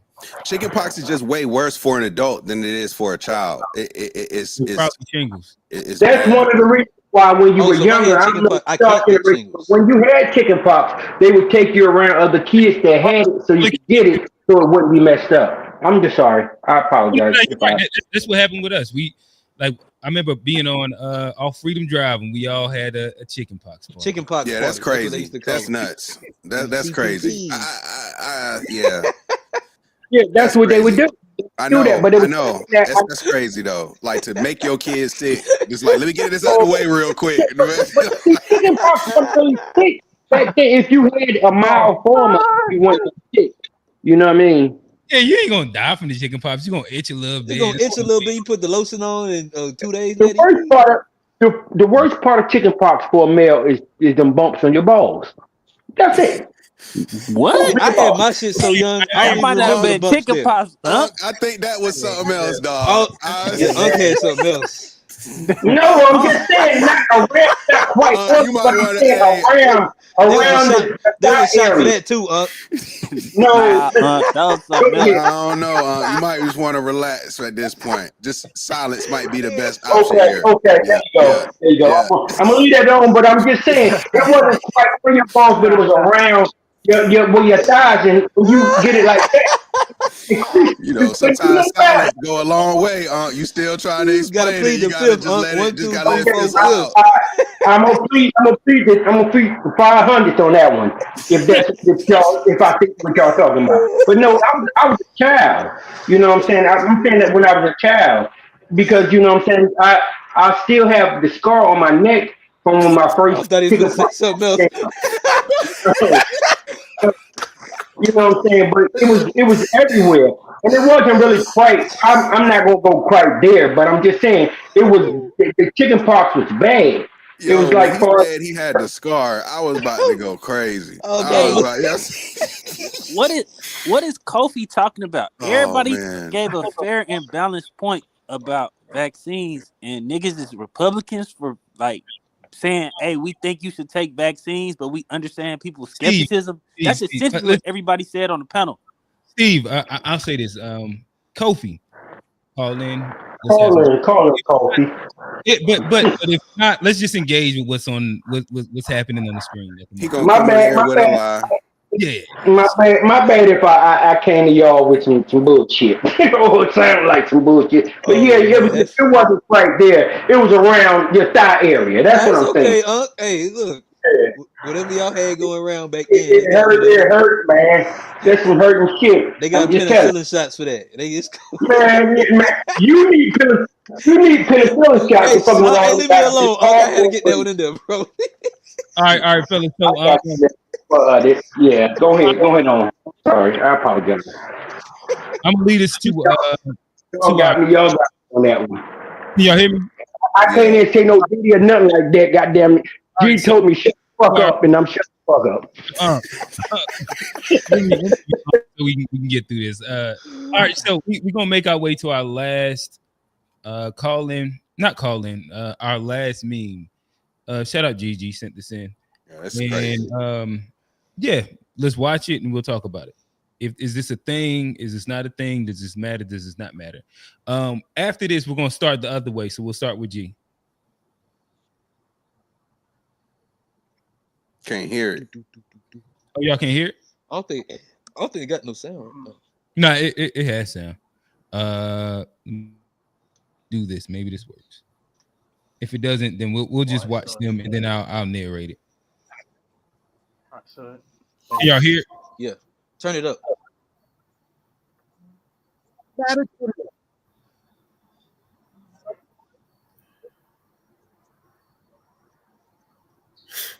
No, I don't hear it. So you might have to narrate it, Q. I thought I heard it for a second. These niggas think we stupid, Right, man. So nonetheless, it sounded like y'all said y'all couldn't hear it. Yeah, we couldn't hear it. All right, so what was said was, and what was shown was a video of the U.S. Navy blowing up a boat from Venezuela that they Say said the part where they blew the boat up. Their Ragua or however you say it, and it had it had illegal drugs on it. Hey, show the part where they blew the boat up though. Just that part. I don't think that had sound. No, all of it had sound. I can show it though. Just so we can let me mute it. But yeah, nonetheless, Trump pretty much he just comes on and he says that we blew them niggas up. That's pretty much it. That's basically. But yeah, I'll let it keep playing. But yeah, unmute the thing. Can y'all hear that? All right, can y'all hear it? Yeah, now we can. Oh shit! All right. I don't hear nothing. I don't hear it. Hey, Black, you can hear that? Oh no, I don't hear nothing. I'm like, yo, I don't know, man. These niggas hear something, man. What we're watching right now is the boat getting blown up. It's about to blow up. They sent the bomb from the Navy ship of Trinidad Aragua's gang. It killed 11 of them. They said that it had illegal drugs on it as well. This was something from Venezuela. It was a boat coming from Venezuela. Now, I'll as say part of, I guess, Trump's initiative, the Navy has put out maybe like 3 or 4 different ships. Since he's designated, what is it? Trinidad de Agua, like international terrorist groups or something like that. And maybe this deals with inside that space. I'll throw it to G first. This is also the meme that he sent in. So yeah, talk to us, brother. Yeah, it's a few things. I'll say 2 things that I think are interesting to me in this. One, like that was just a boat with drugs, respectfully. Like to just off 11 niggas traveling on a boat with drugs is crazy. No trial, no like arrests. Nah, we killing niggas on the water. Like, nah, fuck that. We just shooting niggas on boats. I think that's kind of crazy, personally. From there, it's an escalation of the tension between the U.S. and Venezuela. And Venezuela is allies with China and Russia. And so it's just something to keep an eye on as the dust settles from this and see how folks respond. But I don't know how you strike a boat because they have drugs, bro. Like they didn't even like that is a very I find that criminal. I don't know how you can get away with that act just because you're on a boat with drugs. Like you can't arrest me first. We can't go to court, like no trial. Like that's crazy. Well, I think that's a part of the Trump's designation of them being terrorist group to where now they can quote unquote take more extremist measures. Well, no questions asked. Right. Yeah. Nah. Insurgents. He put the insurgent tag on them pretty much. My thing is like, why does any of this matter? Why would we believe it? The video could be some AI shit that easily could be made. Like just a random fucking boat with a little explosion, and they like do a news conference. Like it seemed like some movie, TV show bullshit propaganda. Like, oh, we blew up Venezuela's boat. There was some drug dealers on there. Like, why y'all dropping the missiles on drug mules? Like even if that was drug mules, they nobodies crossing the water, so what are you really doing? Well, not very true. Like at minimum, you seen them, you could have just arrested them. But we can't prove none of this shit. It's like y'all just like hopping on the news, like this is what we did today. We bombed some boat in Venezuela. I'm like, okay, what? All right, that's crazy. Back to Love Island, nigga. We don't know what you talking about. Yeah, no, I think that's crazy. And I also think another important part is they were in like international waters. They didn't even cross over into American waters, which I think if you're gonna bomb them, especially with military assets, the Hellfire missile it costs like 150 to 200,000 to shoot that one of them motherfuckers, and that's American taxpayer dollars. And I think that's just overkill for like basically like a gang or something like that. And I think you definitely I think definitely doing that it's a dangerous precipice to set, because then what if this is American people to have out there? And yeah, you can't just use military assets for some gang shit in international waters before they even get to America. I think that's also crazy, because yeah, like who's to say they start shooting at Americans when we out there? I ain't going. Shit. This is the same tricks that America has been using for years, bro. I often tell people in my country when America hits us with terrorism and all of those things that not people who suggest that now we need to act better so that America can be a little bit more gentle on us. I'm like, there's nothing you can do, bro, for America to respect you.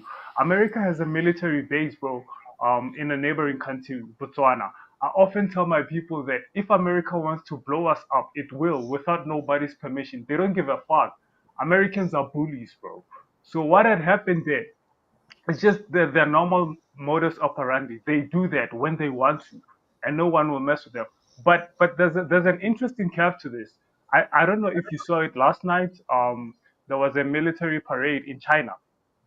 China was flexing, and bro, if I may tell you, China's not fucking playing, bro.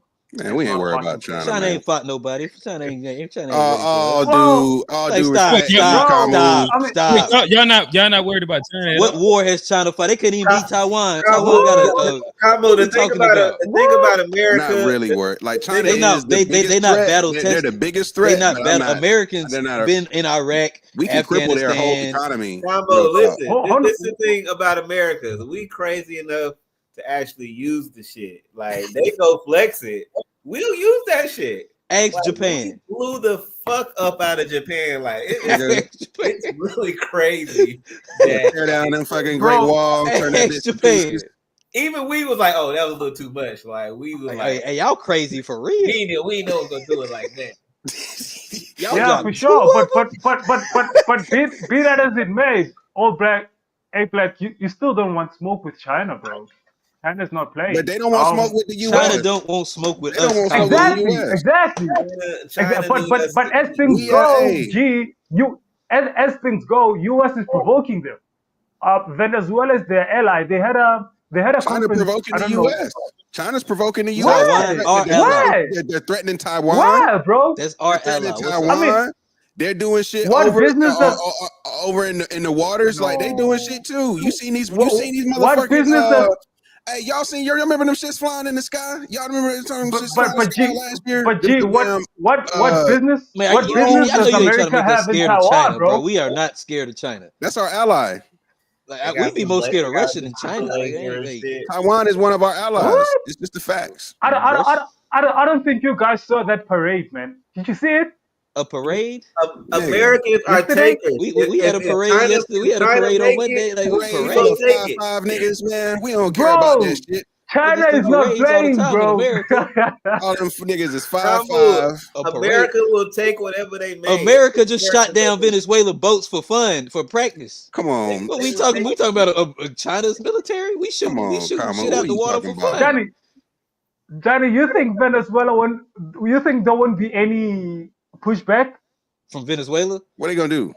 Yeah, from Venezuela? I mean, What are they gonna do? I'm just asking. Venezuela is not. That What they guy's gonna a do? fucking communist, bro. You think there's not gonna be a They ain't got pushback? no nukes. What they gonna do? What they gonna do?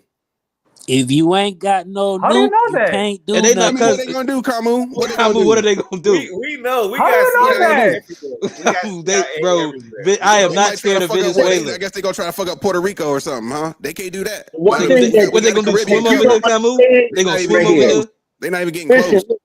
We'll shoot their ass in Hey, international. hey, Like, come hey, on, you man. guys. You know how Hey, many bases? I You don't know how hey, even many man. agree with bases what we we got in the did, but I ain't Caribbean scared of and Venezuela. South America? You know how many bases we got in that What? part of the world? whole lot Ask of Panama what we'll do. Philadelphia, Venezuela is and toast. nobody We said took a word. Okay, Panama. you Ask guys use all Panama. of this 30 talk, years man. ago, they Ask put a Panama. whole lot in I don't Philadelphia, even like Okay. and America, everybody and I shut wouldn't the fuck with us. fellas, really quickly. You know, I think this would be a good time to end on a funnier note. I just want to let everybody know that the diaspora AI wars have started. All right. So I'm gonna share a couple of these, and I'm gonna allow y'all to give y'all perspective afterward. Y'all just let me know what y'all think. This came across my timeline. Shout out to D. He sent me a meme, and these start popping up. The diaspora AI wars is here. Let me know what y'all thoughts are. It's muted. It's too bad God, the sound ain't working, man. God damn it! All right, hold on. Y'all keep talking shit, and I'm about to figure this out. Real quick. Go ahead. Well, what you man. want to talk shit about? On how much Y'all, we step y'all was on? just arguing How about much we Venezuela. step Go ahead. on I Venezuela? think It people goes to Steve next. It misunderstand goes to like Steve next. what's the like America been trying to manufacture consent to invade Venezuela for like the last like 20 years. They Like got so much oil. from a resource Hmm. standpoint, from Got a so strategic much oil. standpoint, and just the relationship that they have to what America considered to be their enemies is in American government eyes is an untenable situation. Like, so but you can't get the American populace to sign off on just, oh, we gonna invade it just cause. You gotta trick the American populace into telling them they bringing fin across the border and all that type of crazy stuff. So it's just Hey, it's just hey, Steve, I don't even think you got to go that far no more. I think Americans just know what America is, and like I think there's people that just accept the bullshit reasons just because we know the no, military no, no. industrial complex that we But have Johnny, in this country. there It has been funds no, our no, no, no, economy, Johnny. so shit like that is No, no, no, beneficial no, to no. us as Steve a is onto country. something. No, Steve is onto something. There has been pushback on Iraq. There's been pushback on Afghanistan and all of those guys. So Steve is onto something in I terms think a of lot of government Americans selling the. I think a lot of Americans Yeah, go ahead. after the war on terror and that left a bad taste in people's mouth because years later we found out that that was a war that we fought completely based on the lie, and so now I think Americans have some type of apprehension towards anybody who pushing for war, and that's why you got to have a good story to manufacture the consent to get the consensus. Because if you don't, Yeah. it's politically suicide to push any type of like new war. Hey, let me just throw one thing out there. Whoa, yeah. The U.S. operates 76 military facilities across Latin America and the Caribbean. Nigga, that's more than the states we got. Okay, we got 76 military facilities in Latin America and the Caribbean. What is Venezuela going to do? What is Venezuela going to do? Hey, but Steve, I got a question too. Hey, Steve. Like, but do you think, like, even like this invasion of what we're doing in Venezuela, you think most Americans think it's like a credible threat, or you think Trump's just going out there reflecting? I think a lot of Americans, but nobody's pushing back against it. Really, I think a lot of Americans don't. Y'all They hear do that? fall for that line of I they heard it. bringing drugs across the border and poisoning poor little white folk with drugs and they dying from overdoses. You That think most is a people very believe it? sympathetic message to a lot of Americans. You think And if most a lot people? of Americans believe that, they'll in they mind A lot they'll of conservatives eat it up. they eat that up, and that'll give now you got political power or whatever you want to call it to actually wage whatever type of interventionist policy that you want to wage in Venezuela. Like you think about No, I get it, but I don't know. I don't know how much like the American public actually believes it's a true threat. You think most people believe it's a threat? Conservatives, a lot of conservatives. Just overall, though, in America. On fentanyl, the world gonna end for America. But DMX dying for fentanyl, nobody give a fuck. See, that's the problem is that once shit hit them, then it become a whole nother issue and problem. Now, you see what I'm saying? When crack was an epidemic with black people, it was drug addicts. But once they found out about the heroin situation, all of this fentanyl and all this shit going with white people, you see what happened. Now it don't be it's not an epidemic no more. Now it's a disease. It's a wording with shit and it's different people that do different things. Now, with them doing what they did with that right there, that ain't shit. Like I said, 30 years ago, they blew up, 40 years ago, they blew up a whole block in Philadelphia for black people being dirty. That's all it was. They was being filthy people. They were dirty people. And they were crazy out the mind. If you look that's what it was because the house that was around them, the houses that was around them, this is all facts. This is all facts. Definitely got the E and J on deck tonight. Got to. Listen what I'm saying to you. You said they got bombed because they was dirty. That's hilarious. Take a bath, nigga. Now they might have lived on the wild side. I don't necessarily disagree. Listen what I'm going to say to you. The houses that was next to them, because I listened to it on NPR and I listened to people that were actually there and stuff. They was like they had to sleep in sleeping bags and stuff like this because these people were just what you call composting or whatever. They just go and throw all their trash in the backyard. So they had to composting. You know what I'm saying? Get shit on composting. These motherfuckers just throwing trash out in the backyard. So if you they next to a neighbor, roaches and rats and all types of things coming into your house. You know what I'm saying?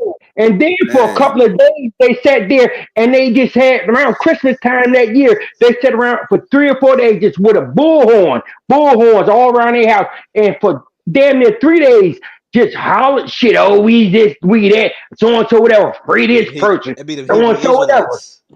I don't know who they were, but I'm telling you, everything I'm saying right now, y'all might be laughing at me, but this is all the truth. That's why they bombed them for being fucking dirty, and nobody said anything. Well, there was also a political reason that was encompassed with it as well. But we get what you're saying. They made it to where they were untenable as both political actors and as just human beings. Yeah. They want got them AI joints. Let's round this off, and I think that we got volume now. And okay, again, I just wanted to turn y'all up really quickly. See if I can get somebody pissed off. I know y'all laughed at me. And Steve, if I had ENJ, that mean you got them on that weak ass Hennessy. Okay, my name is Professor Aaron B. Lenny, and I am here to tell you that this is our lane. I'm putting colorful feathers on mine. Yours is pretty, girl. I think I'll add some pennies to mine. Oh, that's rude. We don't trust no damn DNA, but if you happen to have taken yours through Ancestry, show the pan goofies just the matches. Do not show them the origins. Oh, you demon!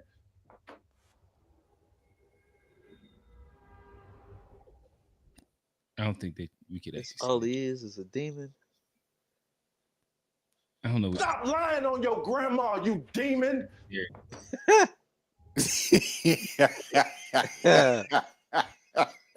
Hey, leave Big Mama out this, bro. I'll use the white man's source. Here are your books from white racist pseudo explorers from the 1500s. Thanks. And now where were we? All right. I guess here's another one. Like I said, I just stumbled across this. Since you pan goofies claim I don't have, it's right here. That's what's up. Can I have a look? Nah, you got to do your own research. That's the one. Right. Let me see if I can get it. The African Methodist Episcopal Church. Born in bondage, now I own a church. Only God could bring a man this far. Can you believe they're building a church on our land? Right? I'm going live on TikTok to tell everyone. Sharif Bashir's about to drop. Black power, freedom. I went on job. Fred Hampton, that brother be speaking truth like thunder. And he only 21. Mind sharper than most of these grown men out here. He not no real chief though. God. What are we gonna do about this? Yeah. Nothing. At least not till we You're not no real chief though. Hey, all right. Leave them boys alone, Quick Q. Oh boy. Leave them boys alone. I personally don't have I don't have a dog in the fight. Hold on, no, yes you do. Yes you do. Why you doing that? Why you doing that? Listen, in the show for you get us in trouble, man. Go ahead. But this is what I will say. I think that FBA, y'all have a week to respond. Give me the week. Listen, I'm. We need some pan goofy AI videos. yeah. So listen, FBA, listen, y'all got a week. Send me them because these ones right here, this little account that I just stumbled upon is hilarious. We need the responses. We need the responses. Send it to me. We'll watch them next week. Why you do that? Why you do that? I don't even like laughing at this. They watching us, Q. Why you doing that? Okay, I'm bringing the Warriors next week. All right, we coming. We coming strong. We gonna stand on your goddamn neck next week, nephew. Warriors come out and play. Can't wait. Hey, why Afro Black always go out when I come in? Oh damn. Every time I come in. I don't know. Hey, now he gave us 3 good ones though. No, he stayed. This is the longest he stayed since I've been watching. All right, so nonetheless, we'll probably take at the after show. I got another one. I got my Warriors on here now. Y'all don't do us like that now. Listen, round the Warriors up and get them to make the AI videos. So but my question is, who's making them? I can go to the thing. I literally ran across this. G sent something earlier today, and I was like, oh, shit, did you see this? I just posted it. But again, all I'm saying is that FBA. Hey, all them FBA boys cold. They better have some fire. I think that y'all response is gonna be funny. I think that it's the FBA culture, the joke back and forth. I think that it'll be fun. I'm just interested. I don't think they should respond. These AI. I don't think they should respond. This is not a joke. I don't. It's not a joke. Let them tether sit where they sitting at. You know what I'm saying? Them tethers making funny videos. You know what I'm talking about? You're doing it. You did it wrong, bro. Because I'm gonna talk to you on the side. I ain't got no parts of this, bro. I don't think we should respond. That's why I'm like, who created it? Because it could be just some outsider from both sides, just trying to be an antagonist, just to keep it going, to destroy both sides. So Q is the antagonist. I didn't. You see what you did? No, but you played it though. You played it now. You got them. No. Now you became. You ain't thug. But this how they got Gunner. This how they got Gunner. He ain't thug. He Gunner. He ain't thug. You can't play Pan-African propaganda and then say I played it. I'll play another one next week. And if FBA send me one, I'll play theirs too. I guarantee you, I don't care about the shit. So the shit gonna be funny to me. Like, y'all ain't gonna shame me into not laughing at some shit. I guarantee you, I'm about all them motherfuckers. But saying all that to say, this has been a fun episode. Y'all can grill me inside the Discord in the after show after this. I was a Tether sympathizer with playing that, but it was funny to me. With that said, we out. This has been a good episode. Peace. It doesn't matter how you feel.